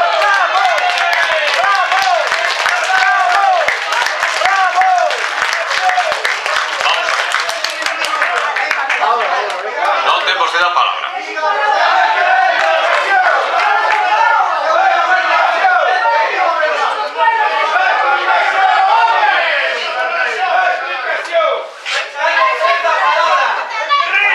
Vamos a ver. Señor García Arquero. Efectivamente, eu as explicacións dúas veces. Chamo a orde segunda vez. Señor García Arquero. As explicacións que lle din a outro día son as mesmas que eu sei.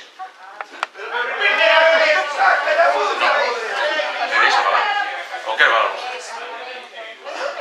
Presentei unha denuncia contra unhas persoas que me perseguiron pola rúa e que me insultaron e me amenazaron. Eu sentíme agredido e en ese momento presentei unha denuncia contra esas persoas. Nada máis. É así de simple. Non ten máis. É dicir, eso é o tema. E o presento eu, persoalmente, efectivamente. Usted a presenta como alcalde de Gondomar. Esa é unha denuncia política contra os afectados das preferentes. É unha denuncia política.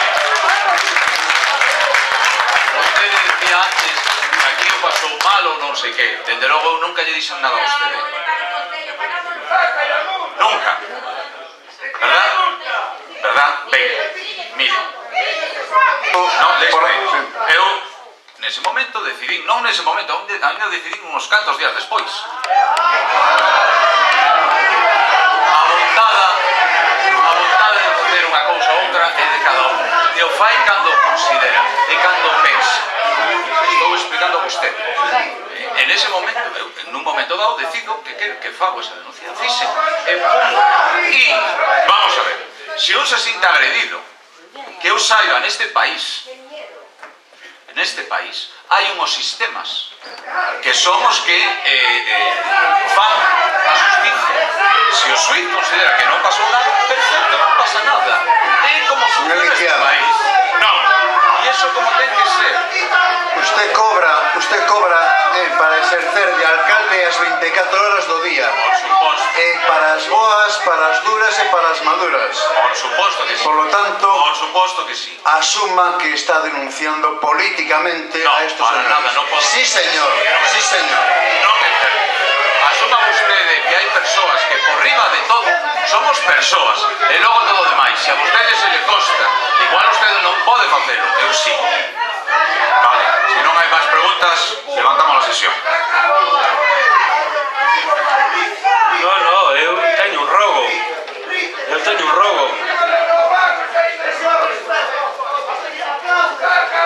No, eu teño un rogo.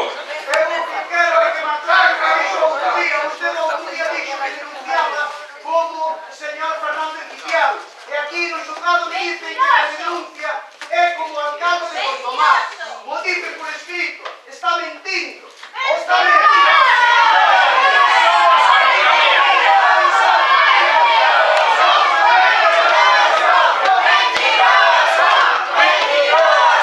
Mire, teño un rogo.